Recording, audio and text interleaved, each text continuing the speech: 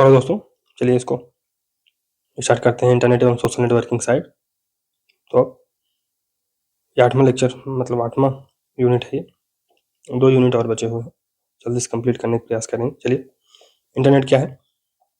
Internet हजारों लाखों स्वतंत्र कंप्यूटर नेटवर्कों का एक ऐसा संयुक्त नेटवर्क है जिसमें प्रत्येक नेटवर्क एक ऐसे माध्यम से जुड़ा होता है जिसकी सहायता से एक अन्य नेटवर्क से सूचनाओं का आदान प्रदान किया जाता है।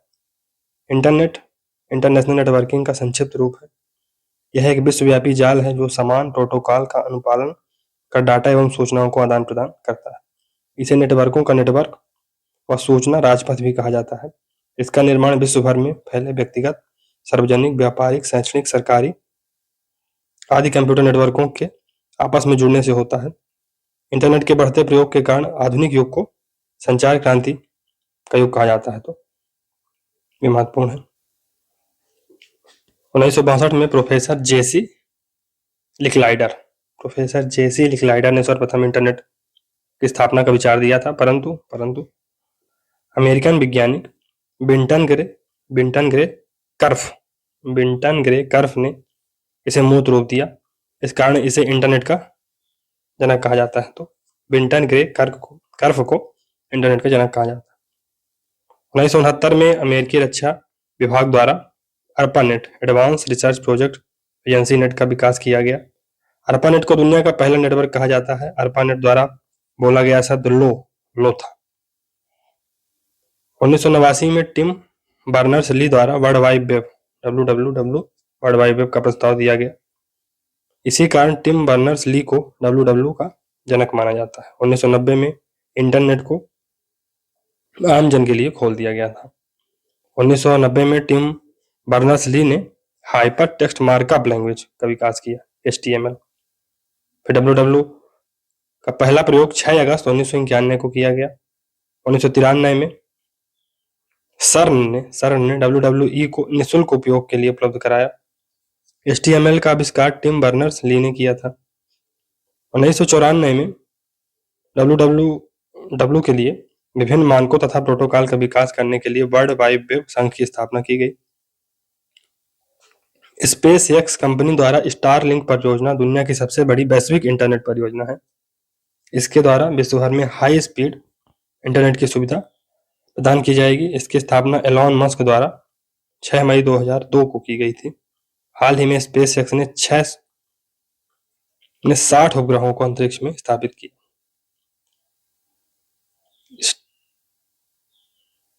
चलिए प्रमुख चरण संस्करण देख लेते हैं। तो वेब 1.0 वैश्विक डिजिटल संचार नेटवर्क की पहली पीढ़ी है।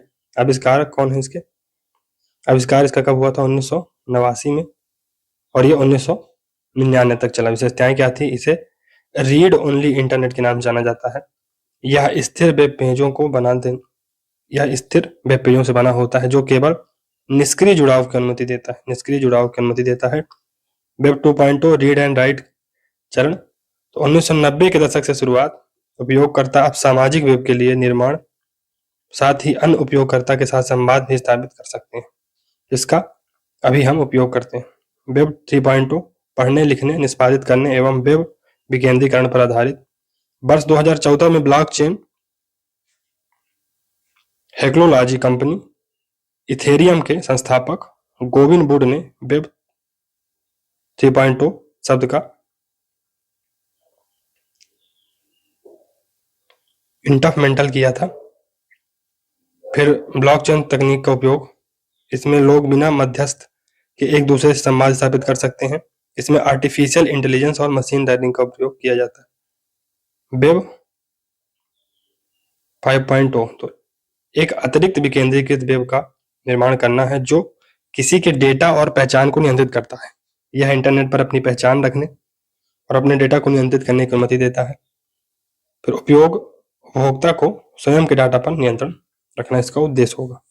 वेब 5.0 का IP एड्रेस क्या होता है? Internet protocol address. तो इंटरनेट से जुड़े प्रत्येक कंप्यूटर की विशेष पहचान के लिए एक विशेष अंकी पता होता है, इसे IP एड्रेस कहते हैं। यह विशेष पता इंटरनेट से जुड़ने पर इंटरनेट सर्विस प्रोवाइडर द्वारा दिया जाता है। इंटरनेट से जुड़े किसी दो कंप्यूटर का IP एड्रेस एक समान नहीं हो सकता, प्रत्येक कंप्यूटर का एक यूनिक आईपी एड्रेस होता है जो कंप्यूटर को एक विशेष पहचान प्रदान करता है। इसमें कंप्यूटर या उपकरण द्वारा प्रयुक्त प्रोटोकॉल का नाम तथा नेटवर्क पर उसकी स्थिति, लोकेशन आदि शामिल रहती है। यदि किसी कंप्यूटर को स्थायी आईपी एड्रेस प्रदान किया जाता है तो उसे स्टैटिक आईपी एड्रेस कहते हैं, तथा यदि किसी कंप्यूटर को इंटरनेट से जुड़ने पर हर बार नया आईपी एड्रेस दिया जाता है तो उसे डायनेमिक आईपी एड्रेस कहते हैं।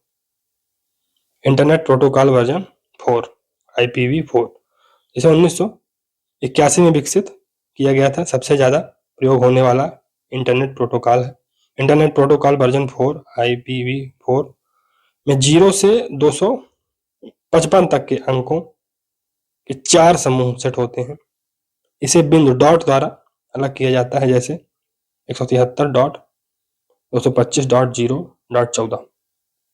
इस एड्रेस में 32 बिट 4 बाइट नंबर का प्रयोग किया जाता है। इंटरनेट प्रोटोकॉल वर्जन 6 1998 में विकसित। तो IPv6 में एड्रेस के लिए 128 बिट का नंबर प्रयोग होता है। IPv6 में 4 हेक्साडेसिमल अंकों के 8 समूह होते हैं जिसे कोलन्स द्वारा अलग किया जाता है, जैसे 001:086:004:000:00576:008B। तो ये चलिए असंरचित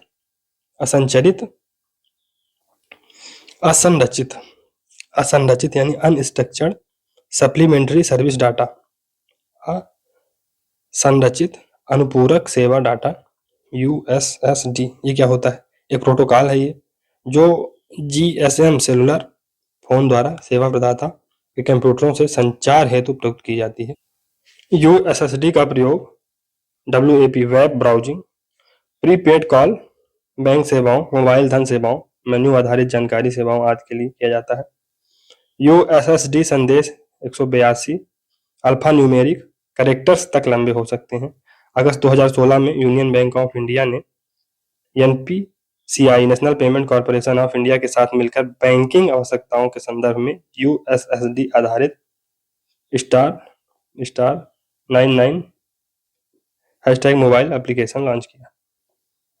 इंटरनेट में प्रयुक्त प्रोटोकॉल्स यूज्ड ऑन इंटरनेट। तो किसी भी नेटवर्क में 2 या 2 से अधिक कंप्यूटरों के बीच सूचनाओं के त्रुटि रहित आदान प्रदान को संभव बनाने के लिए जरूरी है कि दोनों कंप्यूटर एक समान नियमों एवं प्रतिमानों का अनुपालन करें। नियमों एवं प्रतिमानों के समूह, set of rules and standard को प्रोटोकॉल कहा जाता है। वेब पर सूचनाओं के आदान प्रदान के लिए जिन प्रोटोकॉल का उपयोग किया जाता है उन्हें इंटरनेट प्रोटोकॉल कहते हैं। इन प्रोटोकॉल के माध्यम से विभिन्न वेब पेज वेब सर्वर से ब्राउजर तक भेजे जाते हैं। अतः इंटरनेट प्रोटोकॉल सर्वर तथा ब्राउजर के मध्य संबंध स्थापित करने में महत्वपूर्ण भूमिका निभाते हैं। सूचनाओं के आदान प्रदान के लिए वेब पर कुछ प्रोटोकॉल जैसे TCP/IP, PPP, HTTP, FTP, simple mail transfer protocol, SMTP आदि का प्रयोग किया जाता है। कंप्यूटर नेटवर्क में प्रयोग किए जाने वाले कुछ प्रचलित protocol transmission control protocol, internet protocol यानी TCP/IP। तो यह इंटरनेट पर प्रयुक्त सर्वाधिक लोकप्रिय प्रोटोकॉल है। ट्रांसमिशन कंट्रोल प्रोटोकॉल तथा इंटरनेट प्रोटोकॉल 2 अलग-अलग प्रोटोकॉल हैं, पर चूंकि इनका प्रयोग एक साथ किया जाता है अतः इन्हें सम्मिलित रूप से इंटरनेट प्रोटोकॉल सूट कहा जाता है।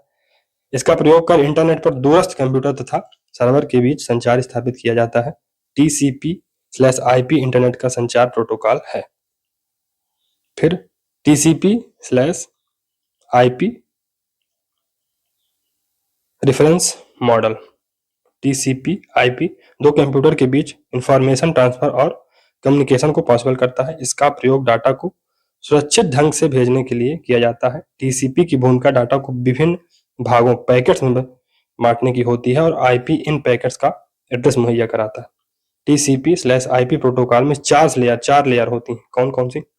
नेटवर्क एक्सेस लेयर, तो यह TCP या IP मॉडल की सबसे निम्नतम लेयर है। TCP या IP का network layer OSI response models के पहले 3 निचले layers, for example network, data link और फिजिकल के सभी फंक्शन को पूरा करता है। नेटवर्क एक्सेस लेयर यह विश्लेषित करती है कि किस प्रकार से किसी भी आईपी डाटाग्राम को नेटवर्क में भेजना है। नेटवर्क लेयर में जो डाटा होता है वह पैकेट डाटा के समूह के रूप में होता है और इन पैकेट्स को सोर्स से डेस्टिनेशन तक पहुंचाने का काम नेटवर्क लेयर का होता है। नेटवर्क लेयर जैसे ही किसी नई हार्डवेयर को डिटेक्ट करती है, नए नेटवर्क एक्सेस प्रोटोकॉल को विकसित करती है ताकि टीसीपी/आईपी नेटवर्क नए हार्डवेयर का इस्तेमाल आसानी से कर सके। इंटरनेट लेयर, तो टीसीपी/आईपी मॉडल में इंटरनेट लेयर का काम ओएसआई रेफरेंस मॉडल के लेयर 3 की तरह ही काम करता है। यह लेयर ट्रांसपोर्ट लेयर तथा एप्लीकेशन लेयर के मध्य स्थित होती है। यह लेयर नेटवर्क में कनेक्शनलेस कम्युनिकेशन उपलब्ध कराती है। इसमें डाटा को आईपी डाटाग्राम के रूप में पैकेज किया जाता है। यह डाटाग्राम सोर्स और डेस्टिनेशन आईपी एड्रेस को कंटेन किए रहते हैं जिससे कि डाटा को आसानी से सेंड भेजा या रिसीव प्राप्त किया जा सके। टीसीपी/आईपी इंटरनेट लेयर के अंतर्गत आने वाले मेजर प्रोटोकॉल्स कौन कौन से हैं? Internet protocol IP, internet control message protocol ICMP, address resolution protocol ARP, reverse address resolution protocol RARP और internet group management protocol IGMP. Transport layer, तो टीसीपी/आईपी मॉडल की ट्रांसपोर्ट लेयर डाटा के transmission के लिए जिम्मेदार होती है। यह लेयर एप्लीकेशन लेयर तथा इंटरनेट लेयर के मध्य स्थित होती है। ट्रांसपोर्ट लेयर में एरर चेकिंग फ्लो कंट्रोल भी होता है ताकि दो कम्युनिकेशन के बीच कोई भी डाटा अपने सही रिसीवर और सेंडर तक पहुंच सके। शब्दों में कहें तो ये मल्टीप्लेक्सिंग और डीमल्टीप्लेक्सिंग के प्रोसेस के लिए जिम्मेदार होता है। इस लेयर में दो प्रमुख प्रोटोकॉल कार्य करते हैं, ट्रांसमिशन कंट्रोल प्रोटोकॉल टीसीपी और user datagram protocol UDP. Application layer fourth layer है और लास्ट लेयर है। तो टीसीपी/आईपी प्रोटोकॉल की सबसे उच्चतम लेयर को एप्लीकेशन लेयर कहते हैं। यह लेयर एप्लीकेशन को नेटवर्क सर्विसेज उपलब्ध कराने से संबंधित होती है। इस लेयर का संबंध किसी भी डाटा के परफॉर्मेंस, एनकैप्सुलेशन और ट्रांसमिशन से होता है। ये लेयर ह्यूमन इंटरेक्शन का काम करती है, जैसे वेब ब्राउज़र, ईमेल तथा अन्य एप्लीकेशन के लिए विंडो उपलब्ध कराना। इस लेयर का काम ट्रांसपोर्ट लेयर को डाटा भेजना और उससे डाटा को रिसीव करना है। एप्लीकेशन लेयर में होने वाले कुछ प्रमुख प्रोटोकॉल्स के नाम निम्नलिखित हैं। कौन कौन से? Hypertext transfer protocol, simple mail transfer protocol, dynamic host configuration protocol, domain name system, फिर simple network management protocol, file transfer protocol FTP. तो सिंपल मेल ट्रांसफर प्रोटोकॉल क्या है दोस्तों?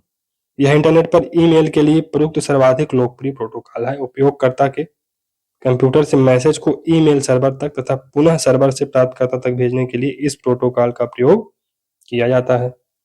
Hyper text markup language, hyper text transfer protocol HTTP. तो यह world Wide web पर hyper text document को एक स्थान से दूसरे स्थान पर भेजने के लिए प्रयुक्त सर्वाधिक लोकप्रिय ट्रांसफर प्रोटोकॉल है। वेब सर्वर से उपयोगकर्ता तक वेब पेज का हस्तांतरण इसी प्रोटोकॉल द्वारा किया जाता है। क्लाइंट सर्वर प्रिंसिपल पर काम करता है। तो एचटीटीपी क्लाइंट सर्वर प्रिंसिपल पर काम करता है, जिसमें एक कंप्यूटर दूसरे कंप्यूटर से संपर्क स्थापित कर फाइल या डाटा भेजने का अनुरोध करता है। सुपर कंप्यूटर इस अनुरोध को स्वीकार कर दूसरा कंप्यूटर इस अनुरोध को स्वीकार कर संबंधित सूचना वापस भेजता है। फाइल ट्रांसफर प्रोटोकॉल एफटीपी क्या है? तो यह इंटरनेट पर प्रयुक्त एक प्रोटोकॉल है जिसका उपयोग नेटवर्क से जुड़े किसी कंप्यूटर तथा सर्वर के बीच फाइल स्थानांतरित करने के लिए किया जाता है। फाइल में डाटा, टेक्स्ट, ग्राफ, चित्र, ध्वनि एवं चलचित्र हो सकते हैं। फाइल स्थानांतरण के लिए दूरस्थ रिमोट कंप्यूटर से लॉगिन द्वारा संपर्क स्थापित किया जाता है। इसके बाद फाइल को अपलोड या डाउनलोड किया जाता है। गोफर क्या है? गोफर तो यह एक प्रोटोकॉल सॉफ्टवेयर है जो इंटरनेट द्वारा दूरस्थ कंप्यूटर से डॉक्यूमेंट को खोजना, प्राप्त करना और उन्हें प्रदर्शित करना संभव बनाता है। टेलनेट क्या है? तो टेलनेट एक टेक्स्ट आधारित संचार प्रोटोकॉल है जो कमांड लाइन इंटरफेस का उपयोग करता है। टेलनेट प्रोग्राम द्वारा दो अलग अलग स्थान पर स्थित कंप्यूटरों को दूर संचार नेटवर्क द्वारा आपस में जोड़कर रिमोट कंप्यूटर के डाटा और फाइलों का उपयोग किया जा सकता है। इस रिमोट लॉगिन है ना, इसे रिमोट लॉगिन भी कहा जाता है। डोमेन नेम सिस्टम क्या है? तो इंटरनेट से जुड़े प्रत्येक कंप्यूटर को सर्वर द्वारा एक विशेष डिजिटल एड्रेस आईपी एड्रेस दिया जाता है, जिसे याद रखना एक कठिन कार्य है तथा कंप्यूटर सर्वर केवल बाइनरी अंकों वाले एड्रेस को ही पहचान सकता है। अतः इस समस्या के हल के लिए डोमेन नेम सिस्टम का प्रयोग किया जाता है। डोमेन नेम सिस्टम संख्याओं से बने आईपी एड्रेस को शब्दों से बने डोमेन नेम में बदल देता है। इस सिस्टम में सभी डोमेन नेम तथा उससे संबंधित आईपी एड्रेस का संग्रह होता है। डोमेन नेम क्या है? तो इंटरनेट से जुड़े प्रत्येक वेबसाइट को एक विशेष नाम दिया जाता है, जैसे www.yahoo.com, जो वास्तव में उस वेबसाइट का एड्रेस होता है। किसी भी दो वेबसाइट का डोमेन नेम एक सा नहीं हो सकता है। Domain name system server domain name को आईपी एड्रेस में बदलकर उस वेबसाइट की पहचान करता है। डोमेन नेम में किसी वेबसाइट का नाम या एक्सटेंशन नाम शामिल होता है। प्रत्येक वेबसाइट का अपना अलग नाम होता है, जबकि एक्सटेंशन नाम कुछ पूर्व निर्धारित विकल्पों में से कोई एक हो सकता है। नाम और एक्सटेंशन नाम को डॉट द्वारा अलग किया जाता है। www प्रत्येक डोमेन नेम का अंग होता है। यदि इसे ब्राउज़र पर टाइप ना किया जाए तो वेब ब्राउज़र इसे स्वयं जोड़ लेता है, जैसे www.google.com। डोमेन नेम में अधिकतम 74 कैरेक्टर अक्षर हो सकते हैं, जो संख्या अक्षर दोनों हो सकते हैं। डोमेन नेम सिस्टम में सभी डोमेन नेम सेव होते हैं।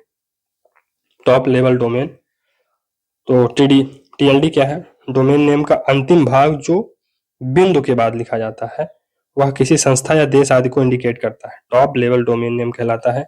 टीएलडी के कुछ उदाहरण हैं .com व्यवसायिक कमर्शियल संगठनों के लिए, .एजुकेशन शैक्षणिक संगठनों के लिए, .mil सैन्य संगठनों के लिए, .गवर्नमेंट गवर्नमेंट के लिए, .gov गवर्नमेंट के लिए, .org ऑर्गेनाइजेशन के लिए, .net नेटवर्क संस्थानों के लिए,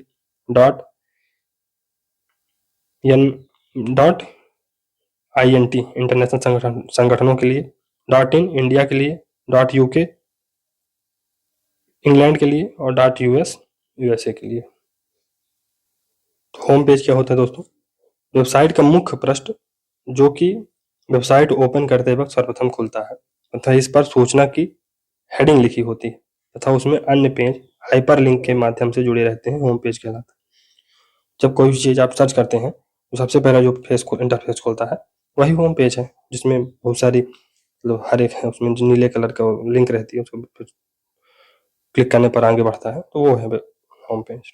ईमेल, इलेक्ट्रॉनिक मेल क्या है? तो ईमेल का आविष्कार अमेरिका के आर टॉमलिंसन ने 1971 में किया था। ईमेल कंप्यूटर के द्वारा भेजी जा सकने वाली इलेक्ट्रॉनिक डाक सेवा का संक्षिप्त रूप है। सर्वप्रथम ईमेल सेवा www.hotmail.com से शुरू की गई।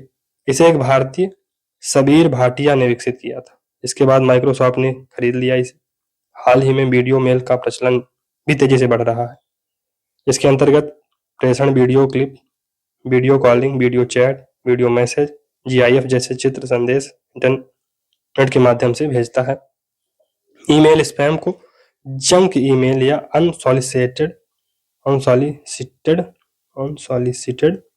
बल्क ईमेल भी कहते हैं। ईमेल एड्रेस, प्रत्येक इंटरनेट साइट जो कि ईमेल सुविधा प्रदान करती है प्रत्येक यूजर को एक एड्रेस देती है, जिसमें यूजर का नाम अधिकतम 74 कैरेक्टर तथा साइट का नाम होता है, जैसे निर्माण IAS07@gmail.com या निर्माण IAS07 यूजर नेम है तथा gmail.com साइट का नाम।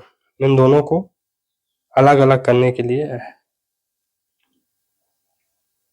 @ चिन्ह का उपयोग किया जाता है। ईमेल मैसेज फॉर्मेट, फ्रॉम भेजने का ईमेल पता, भेजने वाले का ईमेल पता फ्रॉम में लिखा होता है। तो ईमेल भेजते समय फ्रॉम तथा डेट ईमेल प्रोग्राम द्वारा स्वतः पूरा कर लिया जाता है। टू पाने वाले का ईमेल पता, एक से अधिक। सीसी क्या है? कार्बन कॉपी भेजे जाने वालों का ईमेल पता। बीसीसी क्या है? वह ईमेल पता जिसे मैसेज ब्लाइंड कार्बन कॉपी के रूप में भेजता है। सब्जेक्ट, तो ईमेल संदेश का विषय लिखा जाता है। अटैच अ फाइल, ईमेल के साथ अटैचमेंट जोड़ने के लिए। बॉडी, तो ईमेल संदेश का टेक्स्ट और उसके साथ लिखे उसके साथ लगे अटैचमेंट का आइकन। तो ये सीसी क्या है? कार्बन कॉपी भेजने वालों का ईमेल पता, कार्बन कॉपी भेजने वालों का ईमेल पता। और बीसीसी क्या है? वह ईमेल पता जिसे मैसेज ब्लाइंड कार्बन कॉपी के रूप में भेजता है। मेल बॉक्स, तो प्रत्येक साइट जो ईमेल एड्रेस देती है वह अपनी वेबसाइट में कुछ केबी, किलोबाइट और एमबी, मेगाबाइट का स्पेस यूजर के लिए रिजर्व रखती है। इसे मेल बॉक्स कहते हैं तथा यहीं से वह किसी अन्य को डॉक कंपोज करके भेजता है क्या? मैसेज। फ्री ईमेल सेवा प्रदान करने वाली प्रमुख वेबसाइट है www.hotmail.com, www.yahoo.com, www.rediffmail.com, cfi.com और gmail.com। इसका तो सभी उपयोग करते हैं। ईमेल के घटक, पहला है लेबल। ईमेल का प्रारंभ लेबल से शुरू होता है। जब कोई व्यक्ति अपने इनबॉक्स को स्कैन करता है तो यह सबसे पहले दिखाई देता है। यह ईमेल को आसानी से पढ़ने में मदद करता है। लेबल। सब्जेक्ट क्या है? इस लाइन में यह पता चलता है कि ईमेल किस बारे में है। प्री हेडर, यह एक सब्जेक्ट लाइन की साइड की तरह होता है। यह एक सब्जेक्ट लाइन की साइड की तरह होता है। यह ईमेल की पहली लाइन होता है। फिर ईमेल बॉडी, यह ईमेल का प्रमुख भाग होता है जो प्री हेडर के बाद आता है। एंड, तो यह ईमेल का सबसे आखिरी भाग होता है जिसमें धन्यवाद, जल्द ही आपसे बात करें, तब बाद में मिलते हैं जैसे शब्दों का प्रयोग किया जाता है। ईमेल के प्रकार, तो मार्केटिंग ईमेल हो सकता है, वेलकम ईमेल हो सकता है, स्पेशल ईमेल हो सकता है, स्पेशल ईमेल, फिर एडवर्टाइजमेंट ईमेल, फिर ऑनबोर्डिंग ईमेल। तो ये ईमेल के प्रकार है। ईमेल सेवाओं के प्रकार, तो ईमेल सेवा और सेवा प्रदाताओं द्वारा एक ग्राहक के लिए उपलब्ध कराई जाने वाली सेवाओं को मुख्य रूप से 3 भागों में वर्गीकृत किया गया है। कौन? वेब आधारित मेल।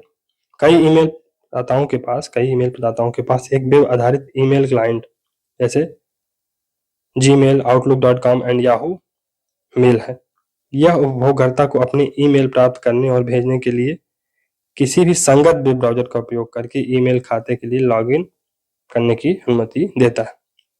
POP3 मेल सेवा, पोस्ट ऑफिस प्रोटोकॉल 3, POP3 एक मेल एक्सेस प्रोटोकॉल है जो मेल सर्वर से संदेश पढ़ने के लिए कोई क्लाइंट अनुप्रयोग द्वारा उपयोग किया जाता है।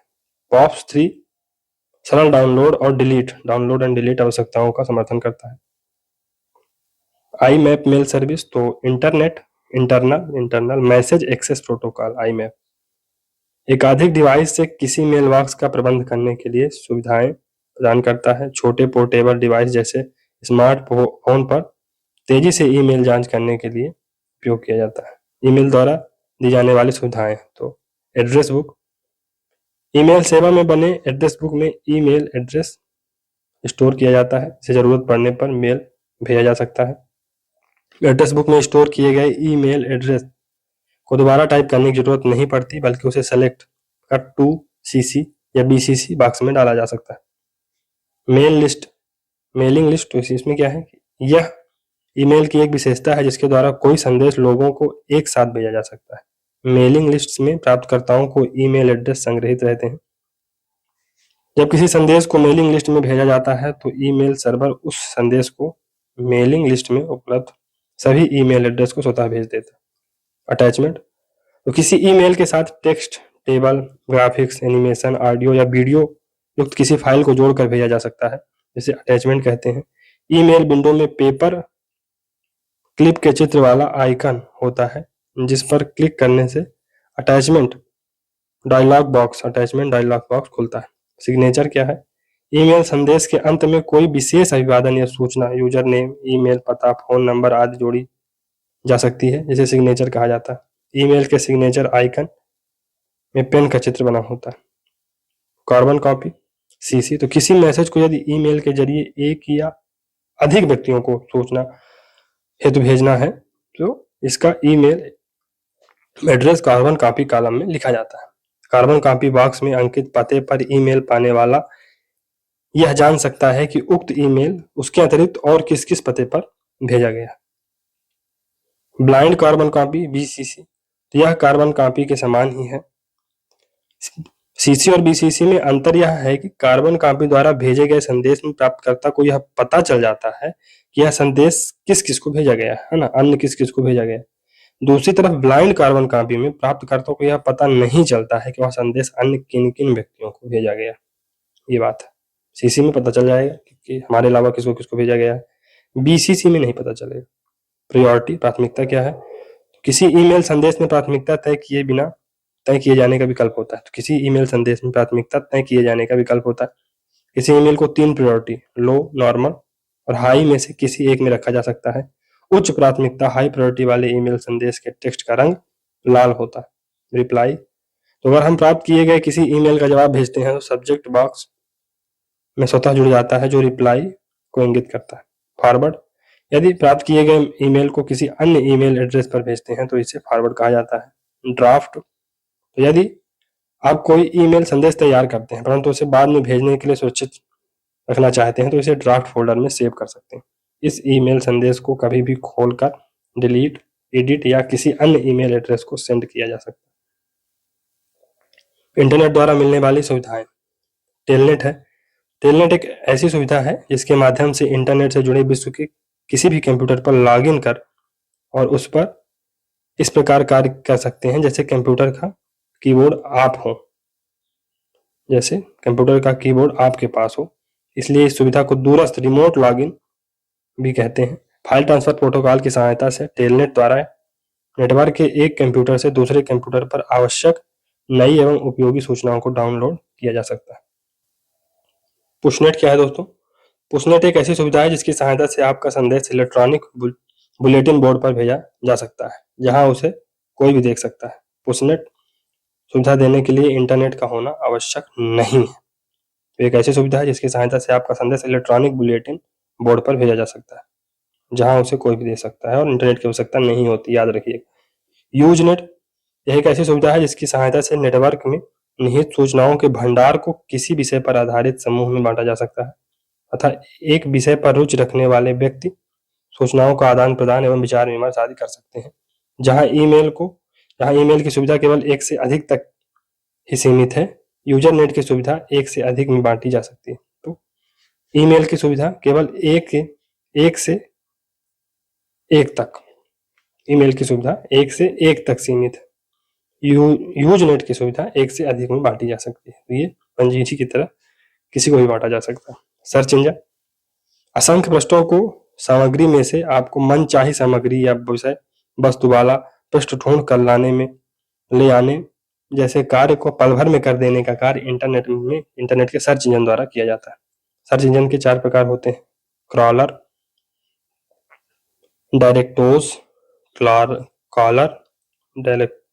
डायरेक्टोस, हाइब्रिड और मेटा सर्च इंजन। क्रॉलर क्या है दोस्तों? नई सामग्री और डाटाबेस को अपडेट करने वाले सर्च इंजन को क्रॉलर इंजन कहते हैं, जैसे गूगल, बिंग, याहू। तो ये क्रॉलर है। फिर डायरेक्टरीज क्या है? डायरेक्टरीज, तो इसमें कैटेगरी के आधार पर वेबसाइट की लिस्ट दी जाती है। इसमें एक छोटा सर्च बॉक्स होता है तथा क्वेरीज वेबसाइट की लिंक दी जाती है, जैसे याहू डायरेक्टरीज, डिमॉस। फिर हाइब्रिड, तो ये क्रॉलर और डायरेक्टरी के मिश्रण पर आधारित सर्च इंजन होते हैं, जैसे गूगल और याहू। मेटा सर्च इंजन, तो ऐसे सर्च इंजन जो किसी अन्य सर्च इंजन से डाटा लेकर रिजल्ट दिखाते हैं मेटा सर्च इंजन कहलाते हैं, जैसे डॉगपाइल, मेटा क्रॉलर, डॉगपाइल और मेटा क्रॉलर। स्पाइडर क्या है दोस्तों? स्पाइडर ऐसे प्रोग्राम हैं जिन्हें डेटाबेस में सूचीबद्ध वेब पेज की देखरेख के लिए निर्मित किया गया। तो स्पाइडर ऐसे प्रोग्राम हैं जिन्हें डेटाबेस में सूचीबद्ध वेब पेज की देखरेख के लिए निर्मित किया गया है। ये क्रॉलर आधारित सर्च इंजन है, इनका अधिग्रहण गूगल द्वारा कर लिया गया। वेब ब्राउजर क्या है? एक एप्लीकेशन सॉफ्टवेयर है। इंटरनेट पर www का प्रयोग इसी के माध्यम से किया जाता है। यह www पर स्थित हाइपर टेक्स्ट डॉक्यूमेंट को उपयोगकर्ता के लिए उपलब्ध कराता है। वेब ब्राउजर सॉफ्टवेयर HTTP पर कार्य करता है। वेब ब्राउजर का उपयोग वर्ल्ड वाइड वेब पर वेब पेज को देखने, ब्राउजिंग या सर्फिंग कहलाता है। तो वेब ब्राउजर का प्रयोग कर www या कि वर्ल्ड वाइड वेब पर वेब पेज को देखना ब्राउजिंग या सर्फिंग कहलाता है। वेब ब्राउजर का उपयोग साझा वेब ब्राउज़र का उपयोग साझा लोगों के लिए किया जाता है। जब हम किसी वेबसाइट पर या वेब पेज का URL वेब ब्राउज़र पर टाइप करते हैं तो वेब ब्राउज़र उस URL को डोमेन नेम सिस्टम की मदद से IP एड्रेस में बदल देता है तथा इंटरनेट सर्विस प्रोवाइडर ISP के जरिए उस वेबसाइट से हमें जोड़ देता है। प्रमुख वेब ब्राउज़र कौन-कौन से हैं? Maxthon, Tor, Brave, Mosaic software, Internet Explorer, तो माइक्रोसॉफ्ट का इंटरनेट एक्सप्लोरर, नेटस्कोप और नेविगेटर है, गूगल क्रोम है, तो ये सब वेब ब्राउज़र है। वर्ल्ड वाइड वेब, तो इंटरनेट पर उपलब्ध सर्वाधिक लोकप्रिय एवं उपयोगी सेवा है। इसका आविष्कार 1989 में टिम बर्नर्स-ली ने किया था।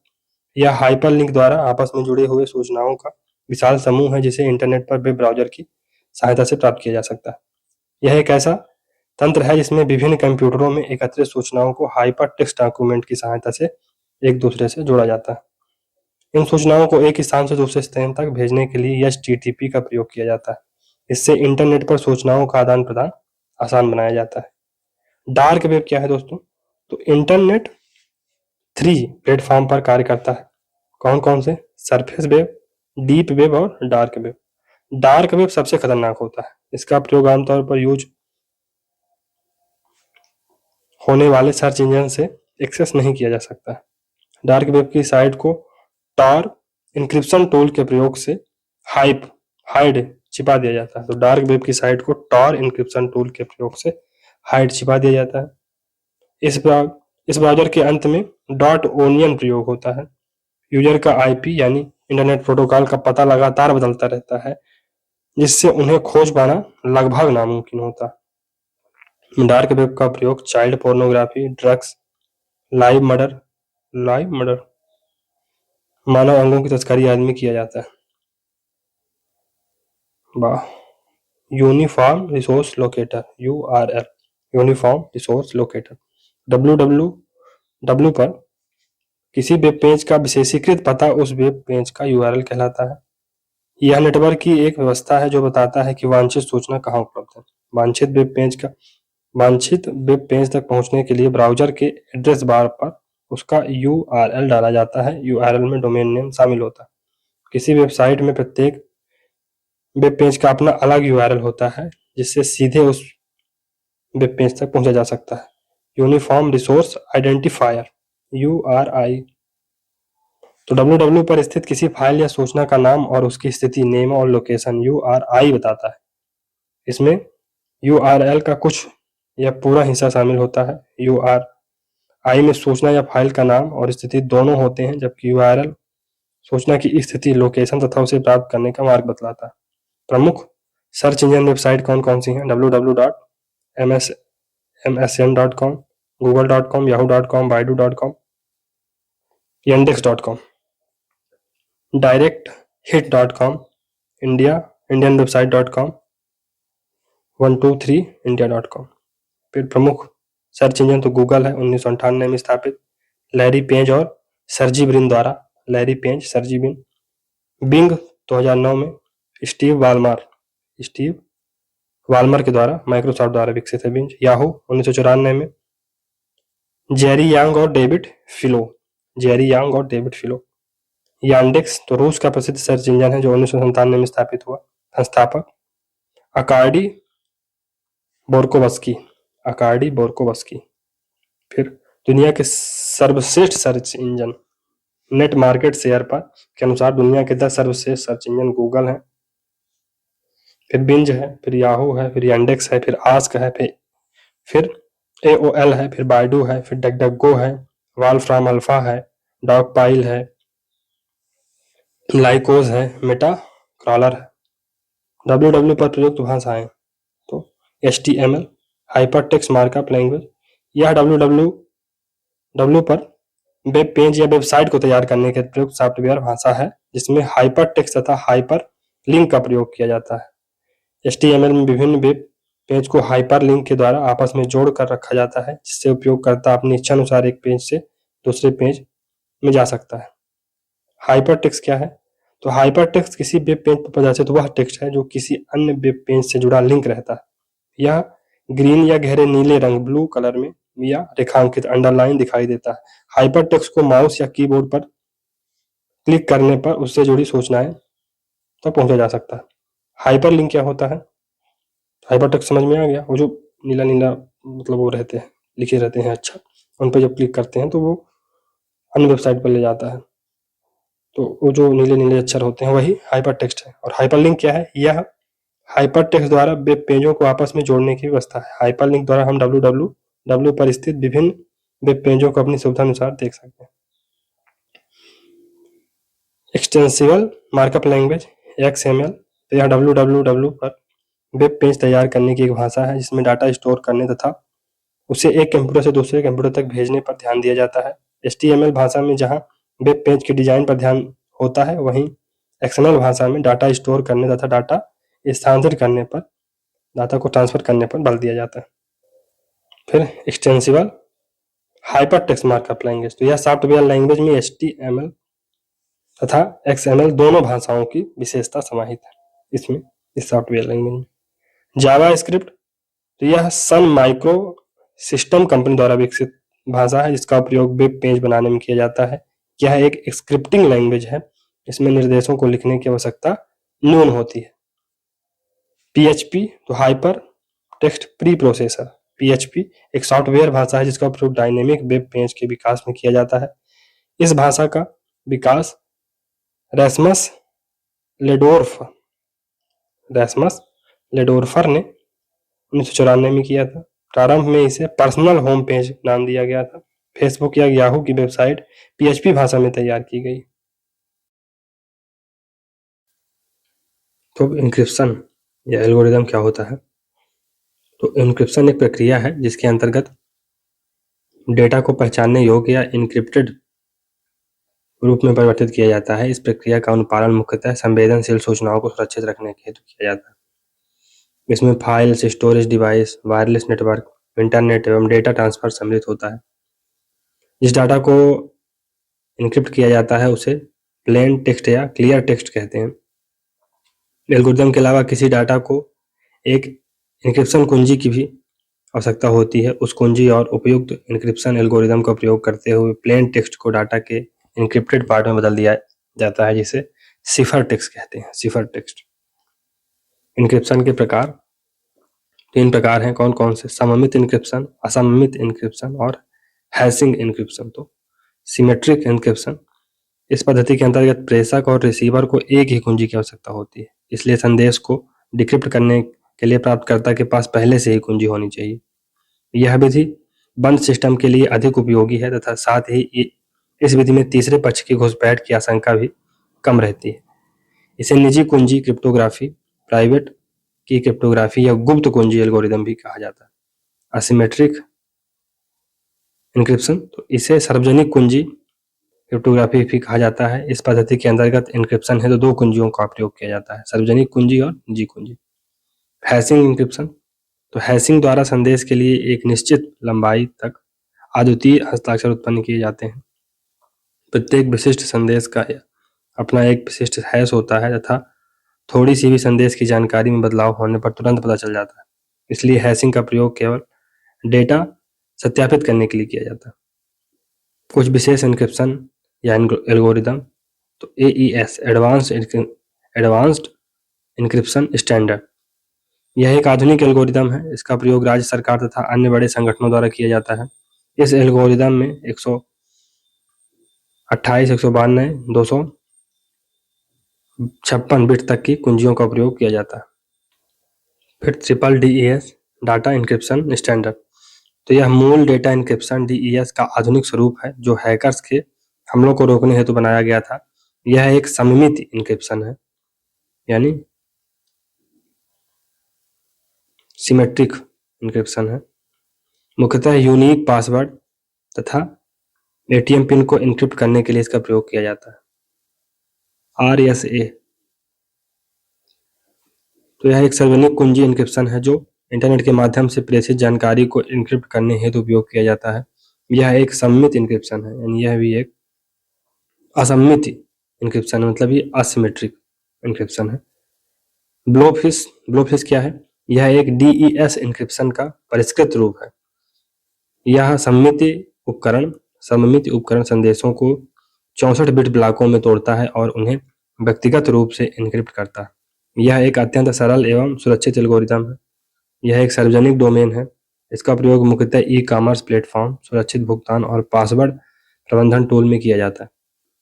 टूफिश क्या है?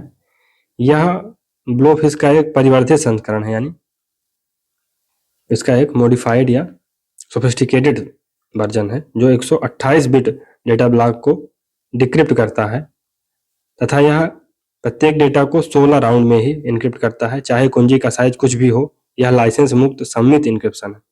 फिर RSA, तो रिवेस्ट समीर अदलमैन, यह एक असममित एन्क्रिप्शन है जो दो बड़ी अभाज्य संख्याओं के गुणनखंड के आधार पर कार्य करता है। केवल इन दो नंबरों का ज्ञान रखने वाले उपयोगकर्ता ही संदेश को डिकोड कर सकते हैं। एन्क्रिप्शन के अनुप्रयोग, तो वायरलेस नेटवर्क सुरक्षा में WEP तथा WPA एन्क्रिप्शन का प्रयोग किया जाता है।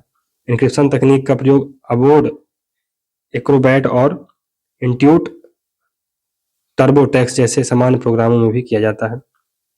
कई वेबसाइट और अन्य ऑनलाइन सर्विसेज SSL का प्रयोग करके डेटा ट्रांसमिशन को एन्क्रिप्ट करती है। जैसे कोई भी वेबसाइट HTTP प्रोटोकॉल के बिना चालू नहीं की जा सकती। सिक्योर सॉकेट लेयर, तो सिक्योर सॉकेट लेयर का पूरा नाम है सिक्योर सॉकेट लेयर। SSL का पूरा नाम है सिक्योर सॉकेट लेयर।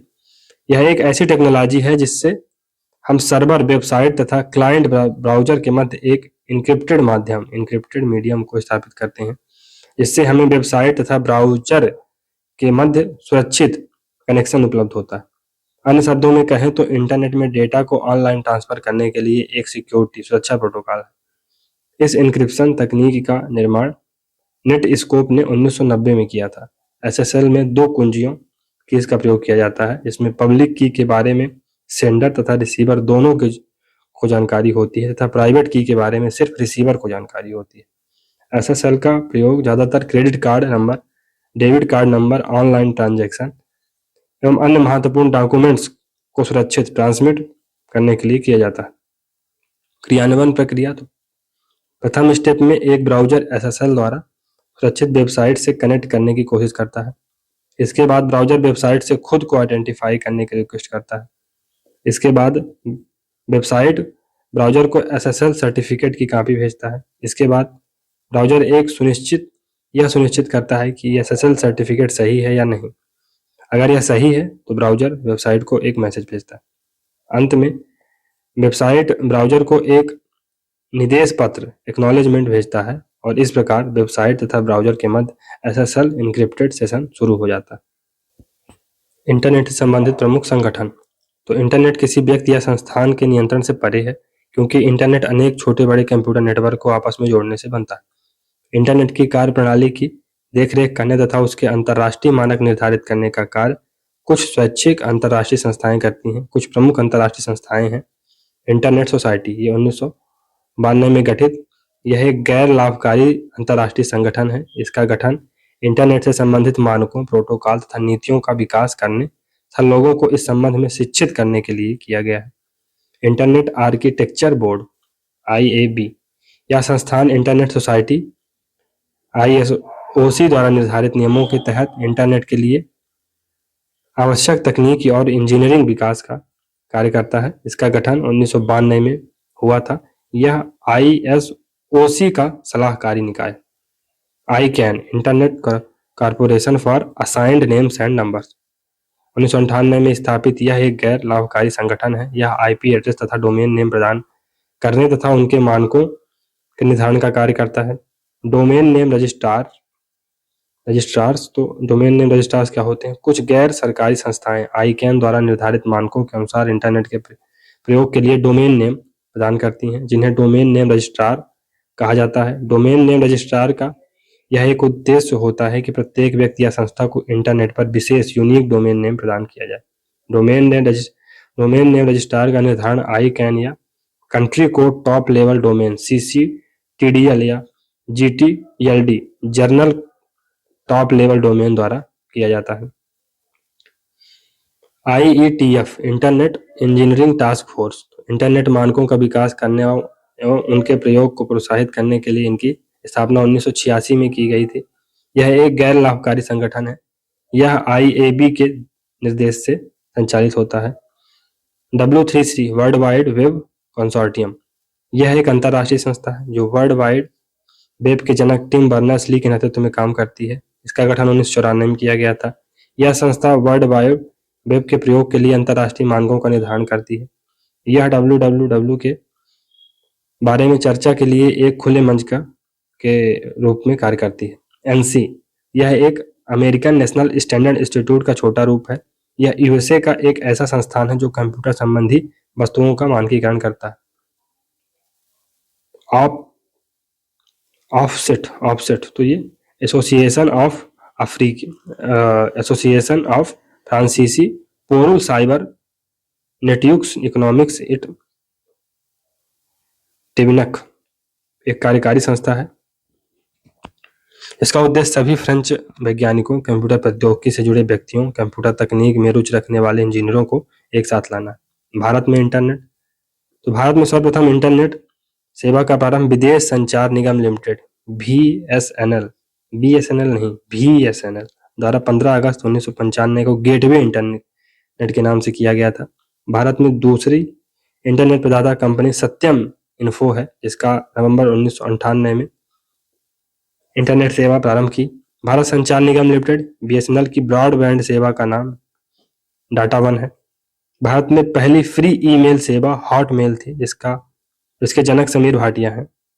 नई दिल्ली स्थित national information centre NIC Bharat में इंटरनेट कनेक्शन उपयोग करने वाला प्रथम संस्थान है। भारत की नई इंटरनेट नीति का नाम डाटा इन इंटरनेट डोमेन है।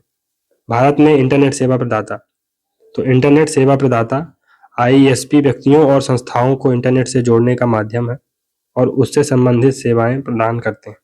इंटरनेट सेवा प्रदाता ISP का कंप्यूटर सर्वर कंप्यूटर कहलाता है। उपयोगकर्ता का कंप्यूटर क्लाइंट कंप्यूटर कहलाता है। इंटरनेट सेवा प्रदाता ISP उपयोगकर्ता और विभिन्न कंप्यूटर नेटवर्क से जोड़ने के लिए कई संचार माध्यमों का उपयोग करता है। BSNL, महानगर टेलीफोन निगम लिमिटेड MTNL, सत्यम इन्फो, भारती एयरटेल और जियो फाइबर। फिर इसमें राष्ट्रीय सूचना नेटवर्क, तो निकनेट इसका पूरा नाम नेशनल इंफॉर्मेशन सेंटर नेटवर्क है। भारत के राष्ट्रीय सूचना विज्ञान केंद्र ने उपग्रह आधारित निकनेट नामक राष्ट्रव्यापी कंप्यूटर संचार नेटवर्क स्थापित किया है। इसके द्वारा सभी राज्य एवं जिला मुख्यालयों को आपस में जोड़ा गया। फिर ARNET ERNET शिक्षा एवं अनुसंधान नेटवर्क का संक्षिप्त रूप IRNET है। यह देश के मुख्य शिक्षण संस्थानों तथा अनुसंधान केंद्रों को जोड़ता है। इन्फ्लिबनेट तो विश्वविद्यालय अनुदान आयोग UGC द्वारा शुरू किया गया विश्वविद्यालयों और कॉलेजों के लिए इंफॉर्मेशन और लाइब्रेरी नेटवर्क है। फिर बिट्सनेट, तो यह भारत सरकार के बायोटेक्नोलॉजी विभाग द्वारा निर्मित बायोटेक्नोलॉजी इंफॉर्मेशन सिस्टम नेटवर्क है। रैम्बनेट, तो remote area business message network, यह सी कोड द्वारा शुरू किया गया नेटवर्क है। सी कोड भारत में इंटरनेट से संबंधित नीतियां एवं तथ्य। तो इंटरनेट ऑफ थिंग्स क्या है दोस्तों?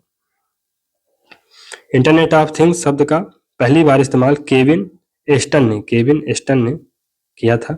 भारत ने साल 2014 में अपनी पहली IoT नीति का मसौदा तैयार किया। 2015 में डिजिटल इंडिया और स्मार्ट सिटी परियोजना के लक्ष्यों को ध्यान में रखते हुए इस नीति को संशोधित कर पुनः जारी किया गया। IoT के जरिए कृषि, स्वास्थ्य, ऊर्जा, सुरक्षा, आपदा प्रबंधन इत्यादि से संबंधित विभिन्न समस्याओं के समाधान में मदद मिल सकती है। भारत की IoT नीति संचार सुरक्षा प्रौद्योगिकी उद्योगों, नेस्कॉम और अन्य औद्योगिक सहयोगियों के साथ मिलकर इंक्यूबेशन केंद्र स्थापित करेगी, जिसे नेशनल सेंटर ऑफ एक्सीलेंस नाम देने का प्रस्ताव है। एक international IoT research collaboration scheme का भी प्रस्ताव है, जिसके तहत सरकार अन्य देशों के साथ सहयोग और समझौता करेगी ताकि 50% योगदान के आधार पर IoT से अनुसंधान एवं विकास के लिए संयुक्त परियोजनाएं विकसित की जा सके। 2020 तक आंध्र प्रदेश को मुख्य IT हब में परिवर्तित करने के उद्देश्य से आंध्र प्रदेश की सरकार ने भारत की पहली इंटरनेट ऑफ थिंग्स 2016 से 20 को नीति को मंजूरी दी है। इंडस्ट्रियल इंटरनेट, औद्योगिक इंटरनेट क्या है? तो औद्योगिक इंटरनेट विशाल डेटा विश्लेषण उपकरणों तथा वायरलेस नेटवर्क को भौतिक एवं औद्योगिक उपकरणों से एकीकृत एवं अंतर संबंधित करता है, अर्थात वितरण प्रणाली में एक बड़े स्तर मेटा लेवल पर नेटवर्किंग का कार्य करता है। यह इंटरनेट ऑफ थिंग्स का ही एक अनुप्रयोग है। औद्योगिक इंटरनेट का नाम अमेरिकी कंपनी जनरल इलेक्ट्रिक ने दिया है। रिलायंस इंडस्ट्रीज एवं जनरल इलेक्ट्रॉनिक ने औद्योगिक इंटरनेट के लिए डिजिटल सॉल्यूशन के निर्माण हेतु वैश्विक भागीदारी की घोषणा भी की है। इस भागीदारी के जरिए तेल एवं गैस, उर्वरक, बिजली, स्वास्थ्य सेवा, दूरसंचार और अन्य उद्योगों हेतु औद्योगिक इंटरनेट सॉल्यूशन उपलब्ध हो सकेंगे। भारत नेट क्या है दोस्तों? तो भारत नेट परियोजना का नाम पहले ऑप्टिकल फाइबर कम्युनिकेशन नेटवर्क था, OFCN। इस परियोजना का उद्देश्य सरकारी तथा निजी क्षेत्र की हिस्सेदारी में ग्रामीण एवं दूर दराज के क्षेत्रों में नागरिकों और संस्थानों को सुलभ ब्रॉडबैंड सेवाएं उपलब्ध कराना है। भारत नेट परियोजना के तहत 2.5 लाख से अधिक ग्राम पंचायतों में ऑप्टिकल फाइबर के जरिए हाई स्पीड ब्रॉडबैंड की गति 2 से 20 Mbps तक होगी। इसके तहत जिला स्तर पर भी सरकारी संस्थानों के लिए ब्रॉडबैंड कनेक्टिविटी उपलब्ध कराने का प्रस्ताव है। इस परियोजना को यूनिवर्सल सर्विस ऑब्लिगेशन फंड द्वारा वित्त पोषित किया जा रहा है। इस परियोजना के तहत ब्रॉडबैंड को ऑप्टिकल फाइबर के जरिए पहुंचाया जाएगा, लेकिन यहाँ ऑप्टिकल फाइबर पहुंचाना संभव नहीं है। जहां ऑप्टिकल फाइबर पहुंचाना संभव नहीं है वहां वायरलेस एवं सैटेलाइट नेटवर्क का इस्तेमाल किया जाएगा। गांवों में इंटरनेट पहुंचाने के बाद निजी सेवा प्रदाताओं को भी मौके दिए जाएंगे ताकि वे विभिन्न प्रकार की सेवाएं मुहैया करा सकें। स्कूलों, स्वास्थ्य केंद्रों एवं कौशल विकास केंद्रों में इंटरनेट कनेक्शन निःशुल्क प्रदान किए जाएंगे। कुछ समय पूर्व इस परियोजना का दूसरा चरण शुरू किया गया। इस पर कुल 34,000 करोड़ खर्चा आने की संभावना है। भारत नेट परियोजना के दूसरे चरण के तहत मार्च 2019 तक 1.5 लाख ग्राम पंचायतों में हाई स्पीड ब्रॉडबैंड पहुंचाने का लक्ष्य निर्धारित किया गया। भारत नेट का तीसरा चरण 2019 से 23 तक अतिरेक प्रदान करने के लिए रिंग टोपोलॉजी के साथ जिलों और ब्लॉकों के बीच फाइबर सहित एक आधुनिक भविष्य उन्मुखी नेटवर्क बनाया जाएगा। Social networking site. तो सोशल नेटवर्क शब्द का प्रचलन प्रोफेसर J.A. बार्नेस ने 1950 में शुरू किया था। सोशल नेटवर्किंग साइट द्वारा कंप्यूटर या मोबाइल द्वारा इंटरनेट के माध्यम से दुनिया भर में कहीं भी स्थित लोगों से संबंध स्थापित किया जा सकता है। अनेक उनके विचार जान सकते हैं तथा उन्हें अपने विचारों तथा क्रियाकलापों से अवगत करा सकते हैं। यह एक वेबसाइट होती है जो समान रुचियों वाले लोगों को एक साथ सूचना, इमेज और वीडियो आदि साझा करने की अनुमति देती है।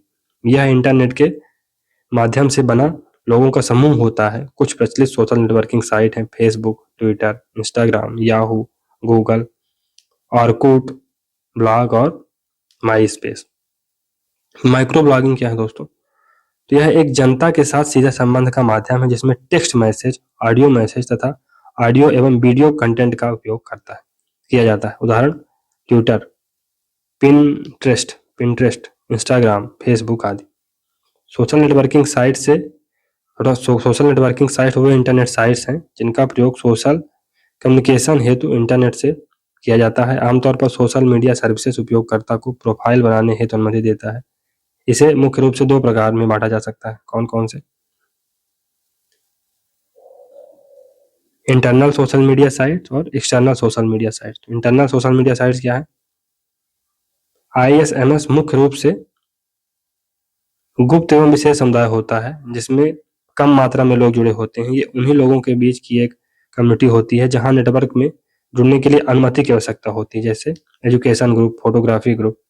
और एक्सटर्नल सोशल मीडिया साइट्स क्या होता है? यह एक खुला सोशल नेटवर्किंग साइट होता है जहां बड़ी मात्रा में लोग जुड़े होते हैं। यह मुख्य रूप से एडवर्टाइजर्स को अपनी ओर आकर्षित करती है क्योंकि यहाँ ज्यादा ट्रैफिक होता है। For example Facebook, Instagram. Social networking platform. तो पहले है वेबलॉग। 1999 में आधिकारिक रूप से ब्लॉग की शुरुआत पीटर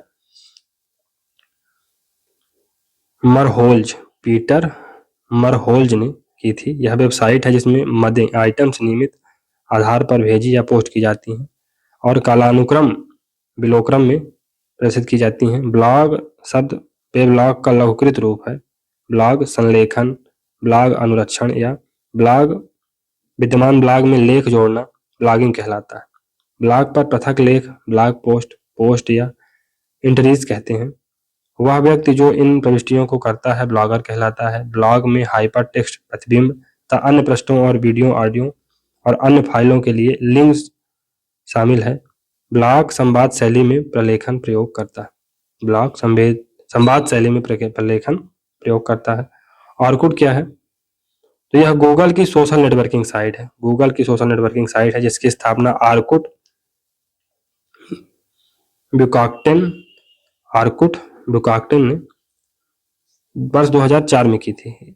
इसमें उपभोक्ता का अपना एक खाता होता है जिसके द्वारा वह आर्कुट में उपलब्ध अपने अन्य मित्रों के साथ दो तरफा संचार करता है। 30 सितंबर 2014 को इसे बंद कर दिया गया। फिर rediffmail.com इसकी स्थापना 1995 में होती है। इसके संस्थापक अजीत बालकृष्णन थे। हॉटमेल तो इसकी स्थापना 1996 में हुई। इसके संस्थापक सबीर भाटिया एवं जैक स्मिथ थे। फेसबुक तो यह www पर उपलब्ध विश्व की सबसे बड़ी सोशल नेटवर्किंग वेबसाइट है। इसकी स्थापना 2004 में मार्क जुकरबर्ग द्वारा की गई थी। इसका मुख्यालय मेनलो पार्क कैलिफोर्निया अमेरिका में है। इसकी वेबसाइट www.facebook.com है। इस वेबसाइट को फेसबुक इंक कंपनी द्वारा चलाया एवं नियंत्रित किया जाता है। यह एक निःशुल्क सुविधा है जिसका प्रयोग इंटरनेट के द्वारा किया जाता है। हूटसूट की रिपोर्ट के अनुसार दुनिया भर में सबसे ज्यादा फेसबुक सोशल मीडिया का इस्तेमाल किया जाता है। फेसबुक की ऑकुलस VR, व्हाट्सएप एवं इंस्टाग्राम सहायक कंपनियां। 2021 में मार्क जुकरबर्ग ने फेसबुक प्लेटफॉर्म का नाम बदलकर मेटा कर दिया। ट्विटर तो इसका प्रारंभ 21 मार्च 2006 में जैक डोर्सी, निकोलस बिचस्टोन एवं विलियम्स के द्वारा किया गया था। इसे माइक्रो ब्लॉगिंग एवं इंटरनेट का SMS भी कहा जाता है। इस वेबसाइट का प्रयोग कर इंटरनेट पर दुनिया भर में अपने मित्रों, शुभचिंतकों या फॉलोवर्स को संदेश भेजा जा सकता है। इस संदेश को ट्वीट कहा जाता है। ट्वीट टेक्स्ट आधारित छोटा संदेश है जिसमें अधिकतम 140 अक्षर हो सकते हैं, लेकिन इस शब्द सीमा को बढ़ाकर 280 अक्षर कर दिया गया है। ट्विटर के उपयोगकर्ता को ऑथर कहा जाता है। किसी व्यक्ति या संस्था द्वारा किए गए ट्वीट को पढ़ने वाले को फॉलोवर्स कहा जाता है। फॉलोवर्स किसी ट्वीट पर अपने कमेंट भी दे सकते हैं। इसका वेबसाइट क्या है? www.twitter.com। फिर यूट्यूब तो इसका प्रारंभ पेपल कंपनी के 3 व्यक्तियों चार्ड हार्ली, स्टीव चेन एवं जावेद करीम ने वर्ष 2005 में किया था। यह गूगल इंक कंपनी द्वारा संचालित एक वीडियो शेयरिंग प्लेटफॉर्म है, वेबसाइट है। इस वेबसाइट पर कोई भी व्यक्ति वीडियो क्लिप डाल सकता है और पहले से डाले गए वीडियो को देख सकता है या अपने कंप्यूटर पर डाउनलोड कर सकता है। उपयोगकर्ता किसी वीडियो पर अपने कमेंट्स भी कर सकता है। वीडियो डालने या अपलोड करने के लिए पंजीकरण आवश्यक होता है। गूगल प्लस तो इसके संस्थापक लैरी पेज और सेर्गे ब्रिन है। इसकी स्थापना जून 2011 को हुई थी। इसका मुख्यालय Googleplex Mountain View California America में है। इसकी वेबसाइट plus.google.com है। लिंक्डइन इसकी स्थापना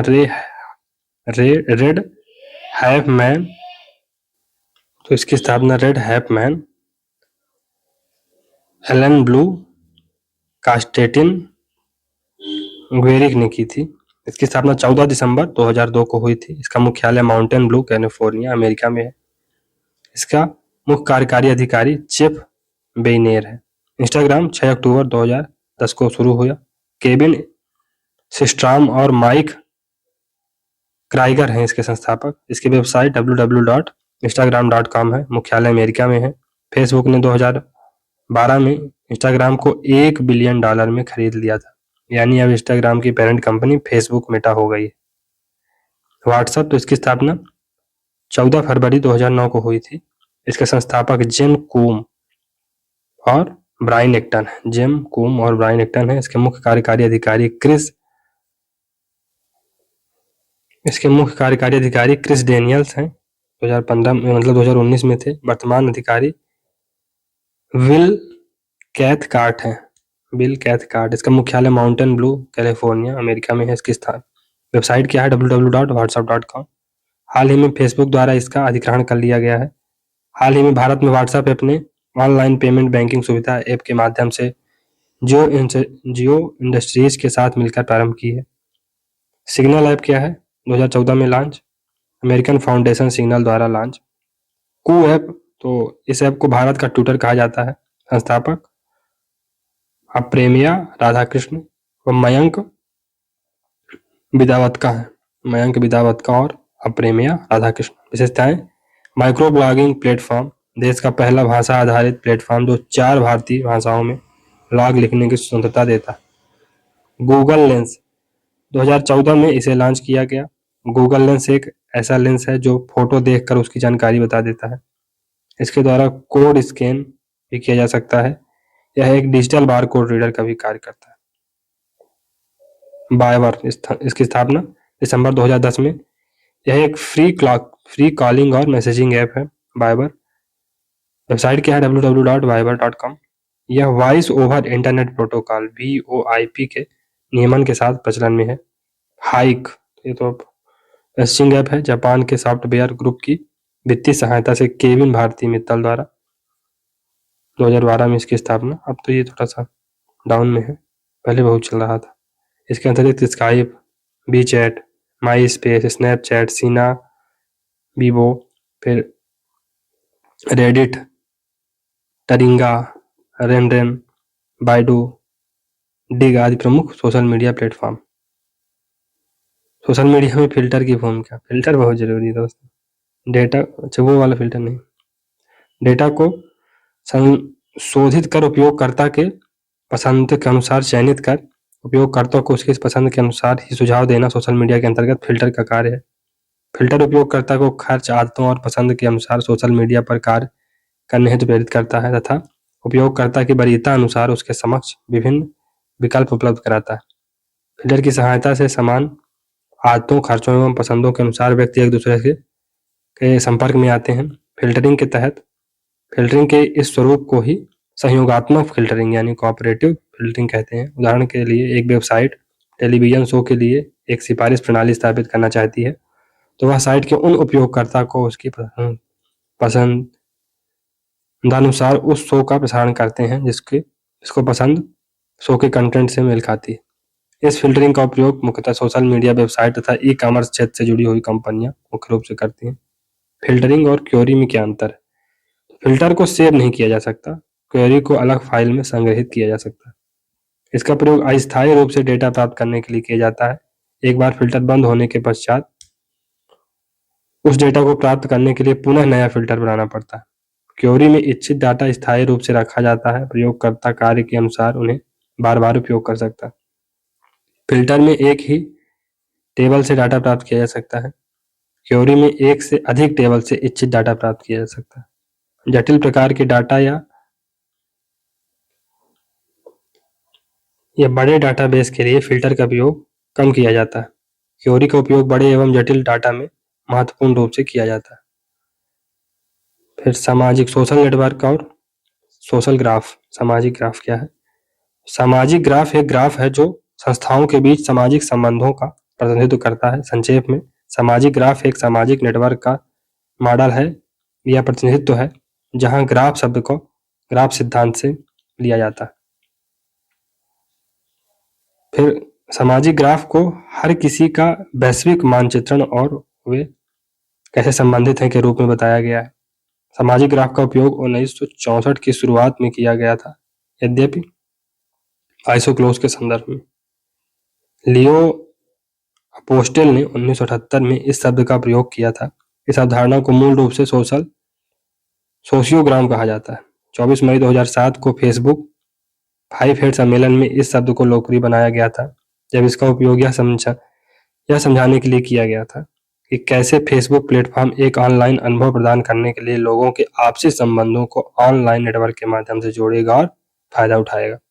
सभी इंटरनेट उपयोगकर्ताओं के सामाजिक ग्राफ को दर्शाने के लिए इसकी परिभाषा का विस्तार किया गया है। फिर क्लाउड कंप्यूटिंग क्या है? यह एक ऐसी टेक्नोलॉजी है जिसमें डाटा और प्रोग्राम को इंटरनेट में स्टोर और एक्सेस किया जाता है। दूसरे शब्दों में कहें तो क्लाउड कंप्यूटिंग एक तकनीक है जिसके द्वारा डाटा या इंफॉर्मेशन को इंटरनेट की सहायता से स्टोर, मैनेज व रिट्रीव किया जाता है। क्लाउड कंप्यूटिंग को हिंदी में बादल या मेघ कंप्यूटिंग कहते हैं। क्लाउड कंप्यूटिंग एक प्रकार की डिलीवरी होती है जिसमें इंटरनेट पर होस्ट की गई सेवाएं सर्विसेज शामिल हैं। क्लाउड कंप्यूटिंग में कई प्रकार के रिसोर्सेज शामिल होते हैं जैसे कि data storage, server, database, networking और एप्लीकेशन। जब भी हम कोई भी डाटा कंप्यूटर में स्टोर करते हैं तो हम उसे हार्ड डिस्क में स्टोर करते हैं, परंतु क्लाउड कंप्यूटिंग के द्वारा हम अपने डाटा को क्लाउड में स्टोर कर सकते हैं। उदाहरण के लिए फेसबुक में इमेजेस और फाइल्स क्लाउड पर स्टोर रहती हैं। क्लाउड कंप्यूटिंग को विकसित करने के लिए हाई डिस्क डाटाबेस और सॉफ्टवेयर एप्लीकेशन का उपयोग किया जाता है। क्लाउड कंप्यूटिंग किसी बिजनेस या फर्म के लिए काफ़ी लोकप्रिय तकनीक है क्योंकि यह खर्चे को कम करती है, उत्पादकता प्रोडक्टिविटी को बढ़ाती है, सुरक्षा को बेहतर बनाती है और परफॉर्मेंस को बढ़ाती है। यह उन ऑर्गेनाइजेशन के लिए एक बेहतर विकल्प है जिन्हें ज़्यादा मेमोरी स्पेस की ज़रूरत पड़ती है और समय समय पर बैकअप लेना पड़ता है। इस तकनीक में जो सेवाएं होती हैं वह प्राइवेट और पब्लिक दोनों हो सकती हैं। इन सेवाओं को 3 कैटेगरी में बांटा गया है। पहला आईजैक, IaaS, पास, PaaS और तीसरा SaaS, SaaS। Types of cloud computing: public cloud, private cloud, hybrid cloud और कम्युनिटी क्लाउड। पब्लिक क्लाउड क्या है? पब्लिक क्लाउड एक क्लाउड होते हैं जो यूजर्स को इंटरनेट पर क्लाउड सेवाएं प्रदान करते हैं। पब्लिक क्लाउड को थर्ड पार्टी जैसे कि अमेजॉन, माइक्रोसॉफ्ट और गूगल आदि के द्वारा मैनेज किया जाता है। पब्लिक क्लाउड का इस्तेमाल कोई भी व्यक्ति इंटरनेट की मदद से कर सकता है। इसमें कोई भी व्यक्ति डाटा को स्टोर और एक्सेस कर सकता है। पब्लिक क्लाउड में पे पर यूज के हिसाब से पैसे देने पड़ते हैं, अर्थात इसका आप जितना इस्तेमाल करते हैं आपको उतना ही पैसा देना पड़ता है। यह क्लाउड एक समय में एक से ज़्यादा यूजर्स को सेवा प्रदान करता है। पब्लिक क्लाउड के उदाहरण हैं IBM, smart cloud enterprise, Microsoft, Google app engine, window, Azure services platform आदि। इस क्लाउड में कंप्यूटिंग रिसोर्सेज को CSP क्लाउड सर्विस प्रोवाइडर के द्वारा मैनेज किया जाता है। प्राइवेट क्लाउड क्या है? प्राइवेट क्लाउड वह होते हैं जो प्राइवेट इंफ्रास्ट्रक्चर पर काम करते हैं। इसे इंटरनल या कारपोरेट क्लाउड के नाम से जाना जाता है। प्राइवेट क्लाउड वे क्लाउड होते हैं जिनका इस्तेमाल प्राइवेट कंपनी के द्वारा किया जाता है। प्राइवेट क्लाउड का इस्तेमाल कंपनी के द्वारा डेटा को मैनेज करने और अपने डेटा सेंट बनाने के लिए किया जाता है। प्राइवेट क्लाउड की सुरक्षा बहुत ही अधिक होती है। इसमें फायरवॉल का इस्तेमाल डाटा को सुरक्षित रखने के लिए किया जाता है। इस क्लाउड को यूजर के द्वारा मैनेज किया जाता है और इसको क्लाउड सर्विसेज प्रोवाइडर कोई सेवाएं प्रदान नहीं करता। इस क्लाउड को स्थान और मैनेजमेंट के आधार पर 2 भागों में बांटा गया है। पहला ऑन प्रीमाइज प्राइवेट क्लाउड और ऑन प्रीमाइज प्राइवेट क्लाउड और outsource private cloud. Hybrid cloud, तो हाइब्रिड क्लाउड पब्लिक और प्राइवेट क्लाउड का समन्वय है, कॉम्बिनेशन होता है, अर्थात यह पब्लिक क्लाउड और प्राइवेट क्लाउड से मिलकर बना होता है। इस क्लाउड में पब्लिक और प्राइवेट क्लाउड दोनों की विशेषताएं होती हैं। हाइब्रिड क्लाउड को हेट्रोजेनस क्लाउड भी कहते हैं। यह पब्लिक और प्राइवेट दोनों सेवाएं प्रदान करता है। हाइब्रिड क्लाउड उन ऑर्गेनाइजेशन या कंपनी के लिए बेहतर होता है जिन्हें अधिक सुरक्षा की जरूरत होती है। इस क्लाउड की सुरक्षा पब्लिक क्लाउड से तो अच्छी होती है परंतु प्राइवेट क्लाउड से कम होती है। हाइब्रिड क्लाउड के उदाहरण हैं जीमेल, गूगल। तो हाइब्रिड क्लाउड के उदाहरण कौन कौन से हैं? जीमेल है, गूगल ऐप है, गूगल ड्राइव है, MS ऑफिस है। फिर कम्युनिटी के क्लाउड क्या होता है? तो कम्युनिटी क्लाउड एक प्रकार का वर्गीकृत यानी क्लासिफाइड सिस्टम होता है, डिस्ट्रीब्यूटेड सिस्टम है जिसे बहुत सारे ऑर्गेनाइजेशन के द्वारा एक्सेस किया जाता है और इसके द्वारा ये ऑर्गेनाइजेशन आपस में डाटा को शेयर करते हैं। इस क्लाउड को एक या एक से अधिक ऑर्गेनाइजेशन या थर्ड पार्टी के द्वारा मैनेज किया जाता है। सुरक्षा के मामले में यह क्लाउड अच्छे होते हैं। दूसरे क्लाउड की तुलना में यह काफ़ी सस्ते होते हैं। यह पब्लिक क्लाउड की तुलना में अधिक सुरक्षित होते हैं। कम्युनिटी का उदाहरण है health care community cloud.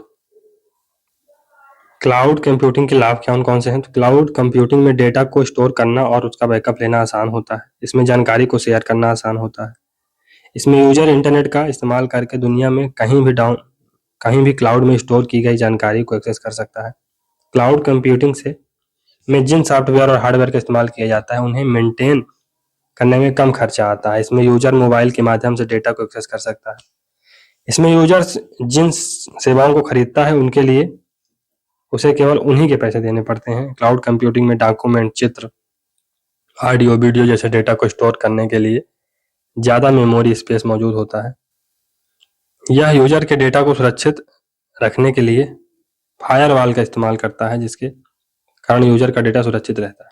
Cloud computing के अनुप्रयोग, तो डेटा को ऑनलाइन स्टोर करने के लिए, बैकअप लेने के लिए, बिग डेटा एनालिसिस के लिए, टेस्टिंग एवं डेवलपमेंट के लिए, एंटीवायरस के लिए, ई कॉमर्स में, शिक्षा में, ई गवर्नेंस में, स्वास्थ्य के क्षेत्र में, मनोरंजन के क्षेत्र में।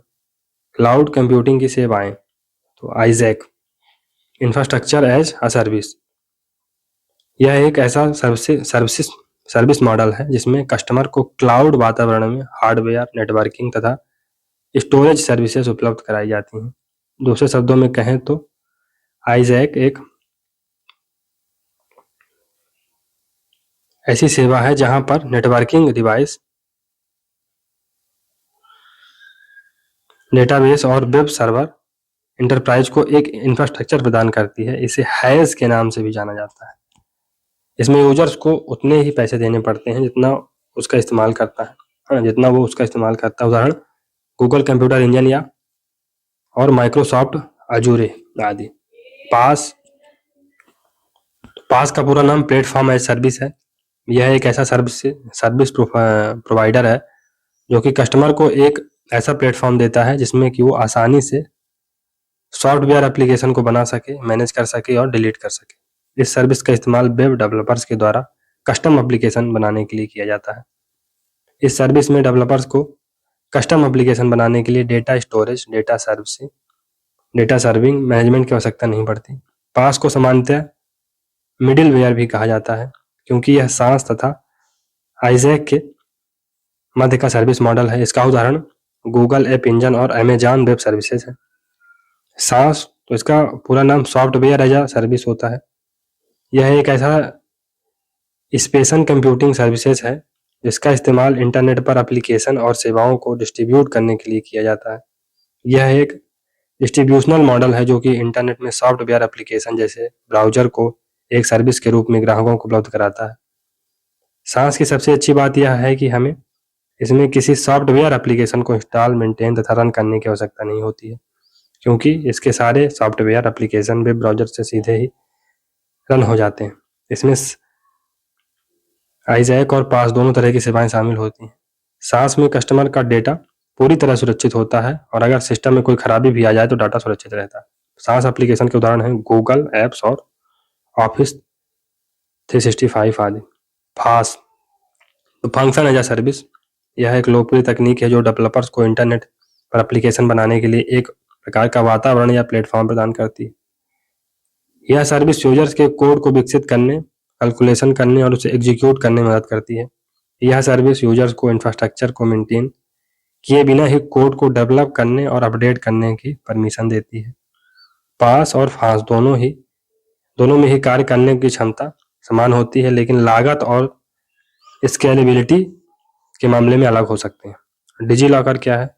तो यह नागरिकों को उनके सार्वजनिक और निजी दस्तावेजों को पब्लिक क्लाउड में सुरक्षित करने के लिए निजी जगह उपलब्ध कराकर कागज विहीन अभी शासन उपलब्ध कराता है। वर्तमान में डिजी लॉकर का इस्तेमाल करने वाले लोगों की संख्या 120.78 मिलियन तथा जमा दस्तावेजों की संख्या 560.38 करोड़ है। मेघराज गवर्नेंस, ये क्या है?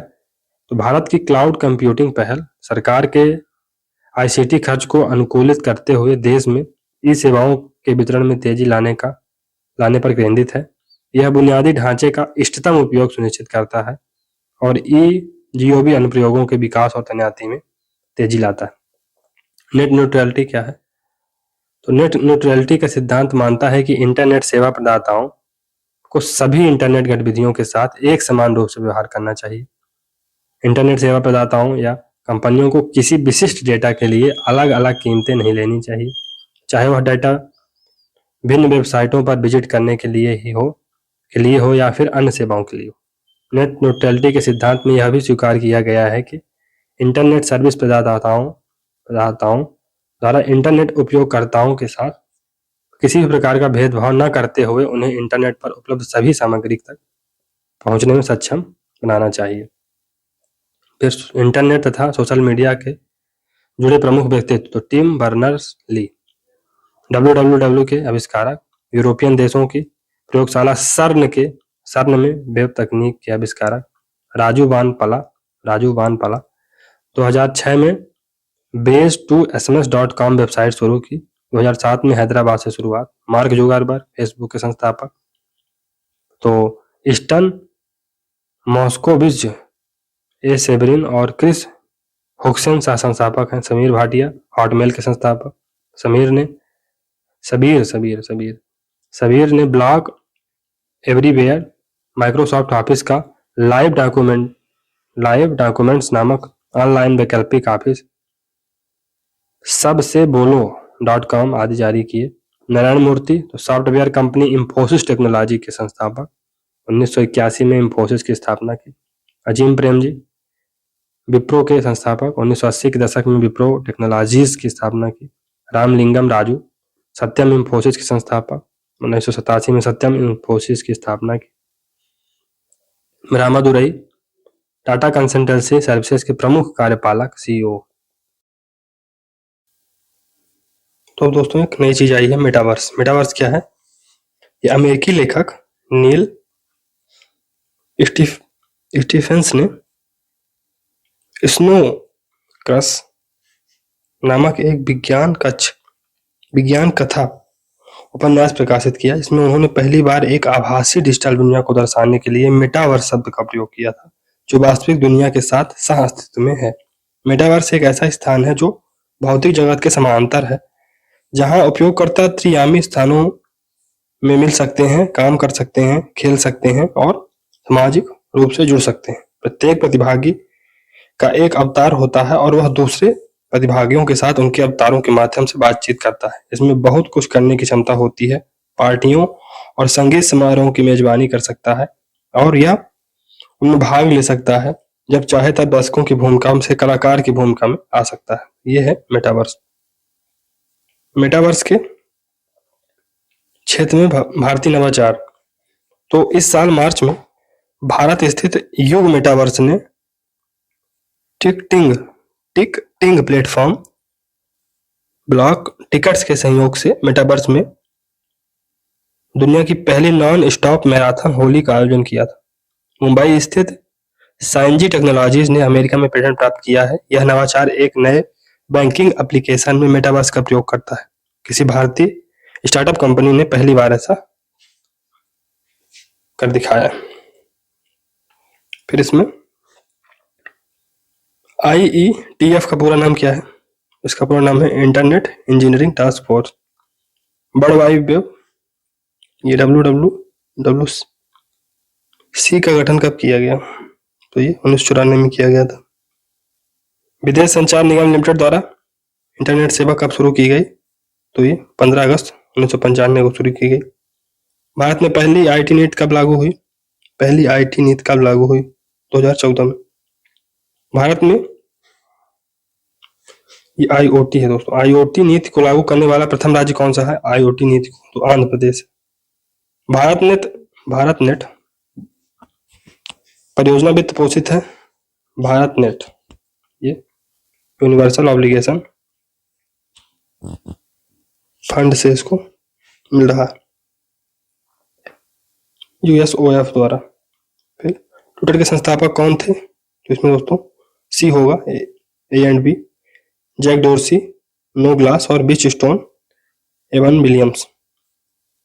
हाइक मैसेजिंग ऐप के संस्थापक कौन थे? हाइक मैसेजिंग ऐप के तो केविन भारती मित्तल थे। भारतनेट का पूरा नाम क्या है? भारतनेट का पूर्व नाम क्या था? OFC network, optical fibre communication network. HTML का आविष्कार किसने किया था? HTML का टिम बर्नर्स-ली ने किया था। ईमेल का आविष्कार किसने किया था? तो इसमें ईमेल का आविष्कार आर टॉम लिंसन ने किया था। वर्ल्ड वाइड वेब के आविष्कारक कौन थे? तो ये दोस्तों टिम बर्नर्स-ली थे। ईमेल पते के दो भाग कौन कौन से होते हैं? तो उपयोगकर्ता का नाम एवं डोमेन का पता, उपयोगकर्ता का नाम और डोमेन का पता निम्नलिखित में से किस प्रोटोकॉल द्वारा वर्ल्ड वाइड वेब में पहुंचा जा सकता है? तो HTTP के द्वारा, HTTP के द्वारा पहुंचा जा सकता है। फिर निम्नलिखित में से एक वैलिड वैध डोमेन नेम एक्सटेंशन क्या है? तो ये सभी हैं दोस्तों, ये सभी होगा। URL का विस्तृत रूप क्या है? तो यूनिफॉर्म रिसोर्स लोकेटर। निम्नलिखित में से कौन निःशुल्क ई सेवा प्रदान करता है? तो ये सभी प्रदान करते हैं। HTML का विस्तृत नाम क्या है? तो हाइपर टेक्स्ट मार्कअप लैंग्वेज। कौन सा सर्च इंजन नहीं है? तो आर्कुट सर्च इंजन नहीं है। वीडियो मेल से हम क्या भेज सकते हैं? सभी भेज सकते हैं, ग्राफिक्स भेज सकते हैं, वीडियो क्लिप्स भेज सकते हैं, वीडियो मैसेज भेज सकते हैं। ईमेल का फुल फॉर्म क्या है? Electronic mail. गूगल कंपनी द्वारा वर्ष 2008 की तीसरी तिमाही में एक नया ब्राउजर प्रारंभ किया गया, उसका नाम क्या था? गूगल क्रोम था, गूगल क्रोम। फिर इसमें दोस्तों बी होगा, बी मतलब नारायण मूर्ति, ये इंफोसिस के हैं। फिर अजीम प्रेम जी, विप्रो। रामलिंगम राजू, सत्यम कंप्यूटर्स। और रामादुरई, ये TCS के संस्थापक। चलिए आगे बढ़ते हैं। निम्नलिखित में से कौन सा असंगत है? तो ये असंगत है। माइक्रोसॉफ्ट, नीलम धवन CEO भारत, ये असंगत है और बाकी सब सही। तो इंफोसिस नैस्डैक में सूचीबद्ध पहली कंपनी है।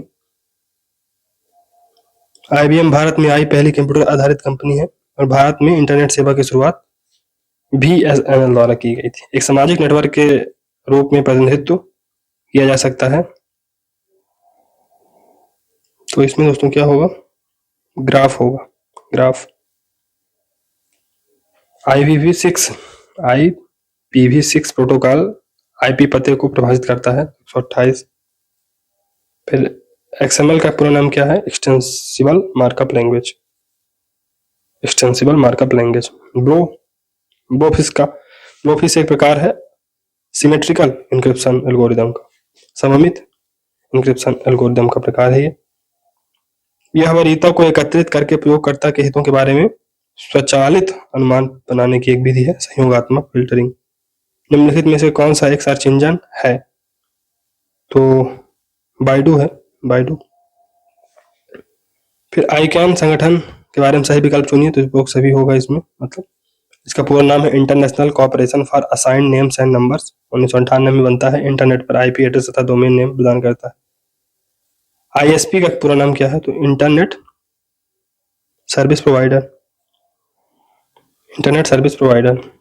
.com, तो ये कमर्शियल वेबसाइट का .com अंग को सूचित करता है, तो कमर्शियल अंग को सूचित करता है। IPv6 प्रोटोकॉल संबंधित सही विकल्प चुनिए, तो इसमें सब लोग सभी होगा। 1998 में विकसित 128 बिट फॉर्मेट में IP एड्रेस का बंटवारा करता है और ग्रुप को कॉलम द्वारा अलग किया जाता है। फिर किस प्रोटोकॉल का प्रयोग एक सिस्टम से दूसरे सिस्टम में फाइल ट्रांसफर करने के लिए किया जाता है? तो FTP का उपयोग किया जाता है, FTP file transfer protocol. Domain name में अधिकतम कितने कैरेक्टर हो सकते हैं? तो 64 हो सकते हैं, 64। फिर साधारण शब्दों में नेटवर्कों का नेटवर्क इंटरनेट कहलाता है। इंफॉर्मेशन हाईवे इंटरनेट को कहते हैं। भारत में सर्वप्रथम इंटरनेट सेवा प्रदान की गई तो BSNL द्वारा। याहू, गूगल, MSN क्या है? तो ये इंटरनेट साइट्स हैं दोस्तों। वेबसाइट बनाने के लिए अनिवार्य रूप से उपयोग की जाने वाली लैंग्वेज निम्न में से कौन सी है? तो HTML। किसके द्वारा सीधे विशेषीकृत वेब पेज पर पहुंचा जा सकता है? तो URL के द्वारा, यूनिफॉर्म रिसोर्स लोकेटर। जीमेल से भेजे जाने के लिए किस फंक्शन का चयन करते हैं? कंपोज। गूगल क्रोम एक ब्राउजर है। फिर ब्लॉग शब्द किन दो शब्दों से मिलकर बना है? Web plus log. Internet of things शब्द का पहली बार इस्तेमाल किसने किया था? केविन एस्टन ने किया था। फेसबुक था। याहू की वेबसाइट किस भाषा में तैयार की गई है? तो ये hyper text pre processor PHP पे। तैयार की गई है। निम्नलिखित में से वेब ब्राउजर है, तो लोग सभी हैं दोस्तों वेब ब्राउजर। वेब ब्राउजर मतलब मैक्सथॉन, ब्रेव और टोर, ये सभी वेब ब्राउजर ही हैं। ब्राउजर किस लिए प्रयोग किया जाता है, तो ये ब्राउजर किस लिए प्रयोग किया जाता है? साक्षर लोगों के लिए। निम्नलिखित में से कौन सा सर्च इंजन नहीं है, तो डाउ जोन्स नहीं है, डाउ जोन्स। फिर बाइबर की स्थापना 2010 में की गई थी, 2010 में। अर्पानेट, ये अमेरिकी रक्षा विभाग है, अर्पानेट। भारत में सार्वजनिक इंटरनेट को BSNL ने 15 अगस्त 1995 से स्टार्ट किया था। IPv4 इंटरनेट प्रोटोकॉल संबंधित सही विकल्प चुनिए, तो उपरोक्त सभी होगा। मतलब 1970 में विकसित सबसे ज्यादा उपयोग होने वाला इंटरनेट प्रोटोकॉल 32 बिट फॉर्मेट में IP एड्रेस का बंटवारा करता है। प्रत्येक ग्रुप को डॉट द्वारा अलग किया जाता है। और IPv6 में क्या द्वारा अलग किया जाता था? उसमें दोस्तों कोलन के द्वारा अलग किया जाता था। फिर किस अन्य दस्तावेज या वेब पेज इस पर संबंधित सूचना स्थित है से जुड़ना कहलाता है? तो इस क्या होगा दोस्तों, इसमें हाइपरलिंक होगा, हाइपरलिंक होगा। इंटरनेट क्या है? कंप्यूटर पर आधारित अंतरराष्ट्रीय सूचनाओं का तंत्र है। किसके माध्यम से इंटरनेट से जुड़े विश्व के किसी भी कंप्यूटर पर लॉगिन कर सकते हैं? टेलनेट के माध्यम से, टेलनेट। फिर ट्विटर पर पोस्ट करने की शब्द सीमा को बढ़ाकर 280 कर दिया गया है। इंफोसिस के संस्थापक नारायण मूर्ति हैं। प्रत्येक ईमेल अकाउंट में एक स्टोरेज एरिया होता है जिसे मेल बॉक्स कहते हैं। फेसबुक की सहायक कंपनियां कौन सी? तो इसमें उपरोक्त सभी होगा। व्हाट्सएप है, इंस्टाग्राम है, ऑकुलस VR है। जंक ईमेल को स्पैम कहते हैं, स्पैम। फिर फेसबुक की स्थापना फरवरी 2004 को की गई। को ऐप नेटवर्किंग संबंधित सही विकल्प चुनिए, तो उपरोक्त दोनों होगा। मतलब उपरोक्त दोनों होगा। इसके संस्थापक हैं अप्रेम्या राधाकृष्णन और मयंक विद्यावतका, और यह स्वदेशी माइक्रो ब्लॉगिंग प्लेटफॉर्म है। कंप्यूटर नेटवर्क में ASP का वितरण का विस्तारित रूप क्या है? Application service provider. यूट्यूब की स्थापना 2005 में हुई थी। ईमेल एड्रेस में यूजर नेम कितने कैरेक्टर तक हो सकता है? ईमेल एड्रेस में यूजर नेम 64 कैरेक्टर तक हो सकता है। ईमेल स्पैम को और किस अन्य नाम से जाना जाता है? जंक ईमेल या अनसॉलिसिटेड बल्क ईमेल। तो अनसॉलिसिटेड बल्क ईमेल और जंक ईमेल दोनों नामों से जाना जाता है। किस सोशल नेटवर्किंग प्लेटफॉर्म को इंटरनेट का SMS ऑफ इंटरनेट कहा जाता है? तो इसमें दोस्तों ट्विटर को कहा जाता है, ट्विटर को। इंस्टाग्राम की स्थापना कब की गई थी? इंस्टाग्राम की तो ये अक्टूबर 2010 में की गई थी। हालमेट के संस्थापक कौन है? हालमेट के उपरोक्त दोनों है, सबीर भाटिया और जैक। हॉटमेल के संस्थापक सबीर भाटिया और जैक स्मिथ दोनों थे। निम्नलिखित में से एक ईमेल एड्रेस में उल्लेखित रहता है, क्या उल्लेखित रहता है? उपरोक्त सभी। यूजर ID @ ईमेल सेवा प्रदाता का नाम, उपरोक्त सभी। फिर निम्नलिखित में से किस ऐप को भारत का ट्विटर कहा जाता है? तो को ऐप को। सोशल मीडिया ऐप इंस्टाग्राम की पेरेंट कंपनी ये दोस्तों फेसबुक है, मेटा। कौन सा माइक्रो ब्लॉगिंग ऐप है? तो ट्विटर होगा।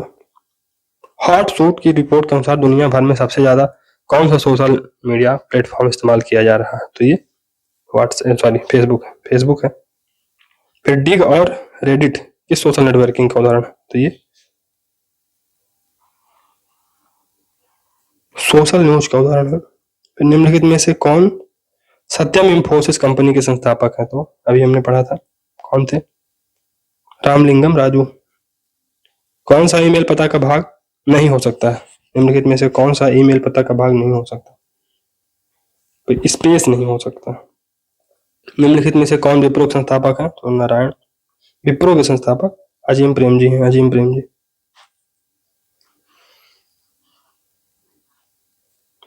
ये नारायण मूर्ति इंफोसिस के थे। चलिए, गूगल लेंस को किस वर्ष में लॉन्च किया गया था? 2014 में लॉन्च किया गया था। सोशल नेटवर्किंग प्लेटफॉर्म बाइबर से संबंधित सही विकल्प चुनिए तो उपरोक्त सभी होगा। स्थापना 2010 में होती है।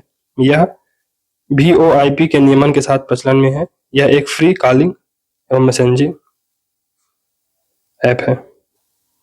निम्नलिखित में से कौन सोशल मीडिया प्लेटफॉर्म का उदाहरण है? तो उपरोक्त सभी होगा। बाइडू, रेडिट, तरिंगा, ये सभी। किस भारतीय मैसेंजर ऐप को वर्ष 2011 में बंद कर दिया गया था? हाइक को 2021 में बंद कर दिया गया था हाइक को। माइक्रो ब्लॉगिंग प्लेटफॉर्म का एक उदाहरण है ट्विटर। फिर www किस वर्ष इसकी स्थापना की गई थी? तो ये इसका मतलब कब प्रारंभ हुआ था? ये तो 1989 में। कौन सा सर्च इंजन नहीं है? तो इसमें माइक्रोसॉफ्ट एज नहीं है। भारतीय मूल की सोशल नेटवर्किंग साइट का क्या नाम है? कू नाम है, कू। ईमेल मैसेज में BCC का फुल फॉर्म क्या है? ब्लैंक कार्बन कॉपी नहीं है, ये ब्लाइंड कार्बन कॉपी इसका नाम है, ब्लाइंड कार्बन कॉपी। URL तो यूनिफॉर्म रिसोर्स लोकेटर। फिर www की शुरुआत 1989 में। Repeated question. निम्नलिखित में से कौन सा प्रोटोकॉल www का मूल प्रोटोकॉल है? तो HTTP universal resource locator, uniform resource locator. निम्नलिखित में से कौन सा वैध IP एड्रेस है? तो ए होगा 166.233.96.257। सोशल नेटवर्किंग का उद्देश्य क्या है? सोशल नेटवर्किंग का उद्देश्य सामग्री बनाना और साझा करना। निम्नलिखित में से कौन सी एक रोजगारोन्मुखी ऑनलाइन सेवा है जो वेबसाइट एवं मोबाइल ऐप के माध्यम से संचालित की जाती है? तो लिंक्डइन। विकी का उत्तर विवरण देता है। निम्नलिखित में से कौन विकी का उत्तर विवरण देता है? तो यह एक प्रणाली है जो प्रत्यक्ष रूप से वेब ब्राउज़र से अपनी विषय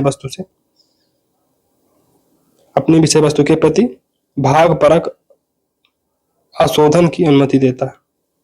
तो ये विकिपीडिया है, मतलब विकी इसको छोटा उसमें कहते हैं। तो ये प्रणाली है जो प्रत्यक्ष रूप से वेब ब्राउज़र में अपनी विषय वस्तु के प्रति भागपरक आशोधन की अनुमति देता है। निम्नलिखित में से कौन से कथन सही है? तो इसमें दोस्तों तीनों कथन सही है। गूगल का वेब ब्राउज़र क्रोम है, एप्पल का वेब ब्राउज़र सफारी है और मोजिला फायरफॉक्स एक open resource web browsing software. निम्नलिखित में से कौन सा ईमेल के संदर्भ में अनुप्रयुक्त है? तो ये पहला है कि यह कंप्यूटर नेटवर्क पर एक भेजा गया एक पत्र है,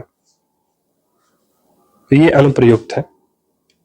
यह अयाचित संदेशों को भेजने में प्रयुक्त होता है, सही है। ईमेल मंथर गति वाली मेल है और ईमेल पते और डोमेन का नाम शामिल होता है ईमेल में, तो ये सब सही है। लेकिन यह कंप्यूटर नेटवर्क पर भेजा गया एक पत्र है, ये गलत है। फिर आपने, है ना, मोहन अपने मित्र सोहन, रोहन और जॉन को निम्नानुसार ईमेल के माध्यम से अपने जन्मदिन की पार्टी की तिथि के बारे में बताता है। तो इसमें क्या होगा दोस्तों? To sohan@yahoo.com, CC rohan@yahoo.com, BCC rohan@gmail.com। विषय मेरे जन्मदिन की पार्टी 5/1/2022 को है। सबको नमस्कार, यदि आप आ सकते हैं तो मुझे कॉल करें। मोहन इस मेल को निम्न में से क्या निष्पादित नहीं की? तो मोहन इस मेल की निम्न में से क्या निष्पत्ति नहीं है? मोहन इस मेल की निम्न में से क्या निष्पत्ति नहीं? तो रोहन को पता है कि जॉन को ईमेल प्राप्त होगा, ये होगा इसमें सही आंसर। फिर इंटरनेट जैसे सूचना संसाधनों तक पहुंच वाले समाज के कंप्यूटर साक्षर व्यक्तियों और उनसे वंचितों के बीच के अंतर को डिजिटल डिवाइड कहते हैं। इंटरनेट एक्सप्लोरर, मोजिला फायरफॉक्स और ओपेरा क्या है? तो ये ब्राउजर है। निम्नलिखित ईमेल फील्ड में से स्वामी को संदेश मिलने पर वह कौन से ईमेल पतों का जान सकेगा? तो RAM@test.com, raj@test.com ravi@test.com को जान सकेगा। कुल मिला के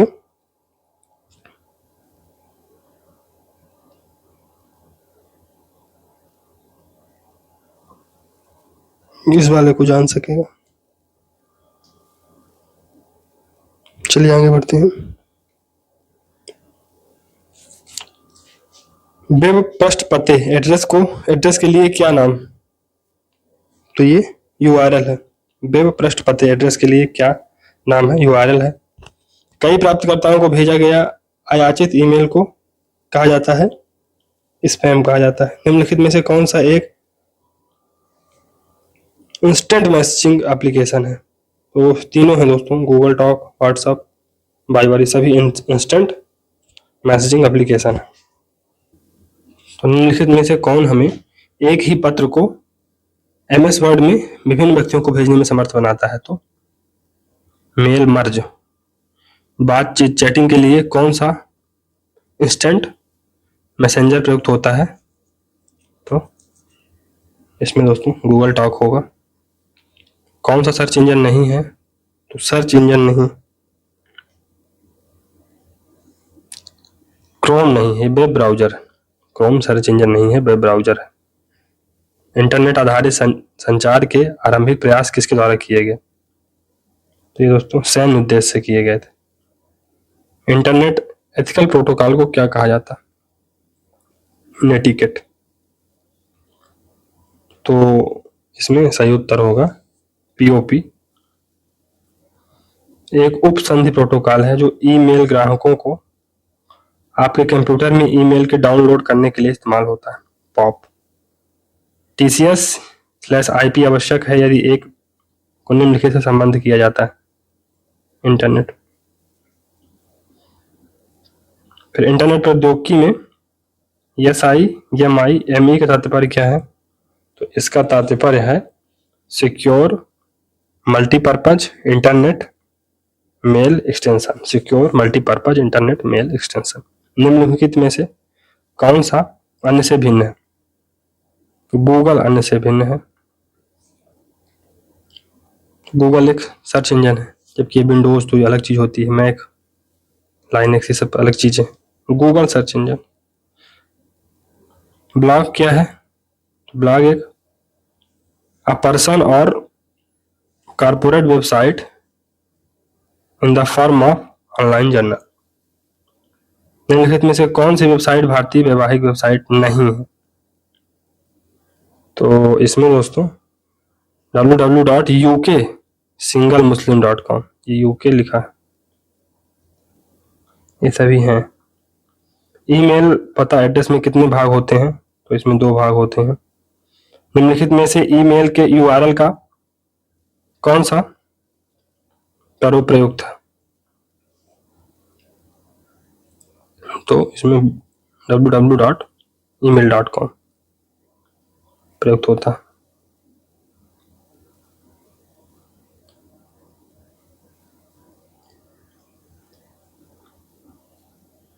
नेटवर्क प्रसार प्रक्रिया संचार संरचना निम्नलिखित में से संदर्भ में संभव है। नेटवर्क प्रसार प्रक्रिया संरचना निम्नलिखित संदर्भ में संभव है। तो ये तकनीकी पर्यावरण में संभव है। सामान्य दूरभाषा का व्यवहार एक इंटरनेट उपादेय के प्रकार को कहते हैं। वॉइस लाइन कहते हैं। ईमेल के संबंध में BCC के तात्पर्य है। तो BCC का तात्पर्य है ब्लाइंड कार्बन कॉपी। फील्ड में विनिर्दिष्ट प्रयोक्ता ईमेल प्राप्त करेगा और टू कॉलन और C कॉलन फील्डों में पता देखेगा। डिजिलॉकर के संबंध में कौन सा कथन सत्य है? तो इसमें केवल 1 और 2, मतलब यह डिजिटल इंडिया कार्यक्रम के अंतर्गत सरकार द्वारा प्रस्तावित एक डिजिटल लॉकर प्रणाली है। यह युवा स्टार्टअप उद्यमियों को 1 और 3 होगा। तब दूसरा क्वेश्चन में 1 और 3 सही है। मतलब चाहे भौतिक अवस्थिति कुछ भी हो, उसके माध्यम से उपयोगकर्ता का लोगों तक पहुंच संभव कराना। फिर ऐसे समावेशी पद की पहचान कीजिए जिसमें कंपनी के व्यवसाय के लिए इलेक्ट्रॉनिक प्लेटफॉर्म का उपयोग सम्मिलित है। तो ई बिजनेस। निम्नलिखित डोमेनों में से किसे अनुलाभकारी व्यापार हेतु प्रयोग किया जाता है? तो ये COM कॉम को। फिर नेट पर वाणिज्यिक संदेशों को क्या कहा जाता है? तो वेब कॉमर्शियल। निम्नलिखित में से कौन सा इंटरनेट सर्विस प्रोवाइडर नहीं है? तो कौन सा नहीं दोस्तों? इन्फोटेक इंडिया लिमिटेड नहीं। चलिए यहाँ से हम दोस्तों इंटरनेट एवं सोशल मीडिया साइट्स को कवर कर लेते हैं। तो एक ई कॉमर्स वाला टॉपिक बचा हुआ है और कुछ जो एक्सटेंशन वाले होते हैं जिसका मतलब फुल फॉर्म वाले संक्षिप्त को फुल फॉर्म में बदलना होता है वो बचा है, तो उसको एक दो लेक्चर में कवर करने का प्रयास करेंगे। चलिए, अगर आपको सीरीज अच्छी लग रही है तो लाइक सब्सक्राइब करिए। मिलते हैं अगली सीरीज में, तब तक के लिए goodbye and thank you very much for discussion.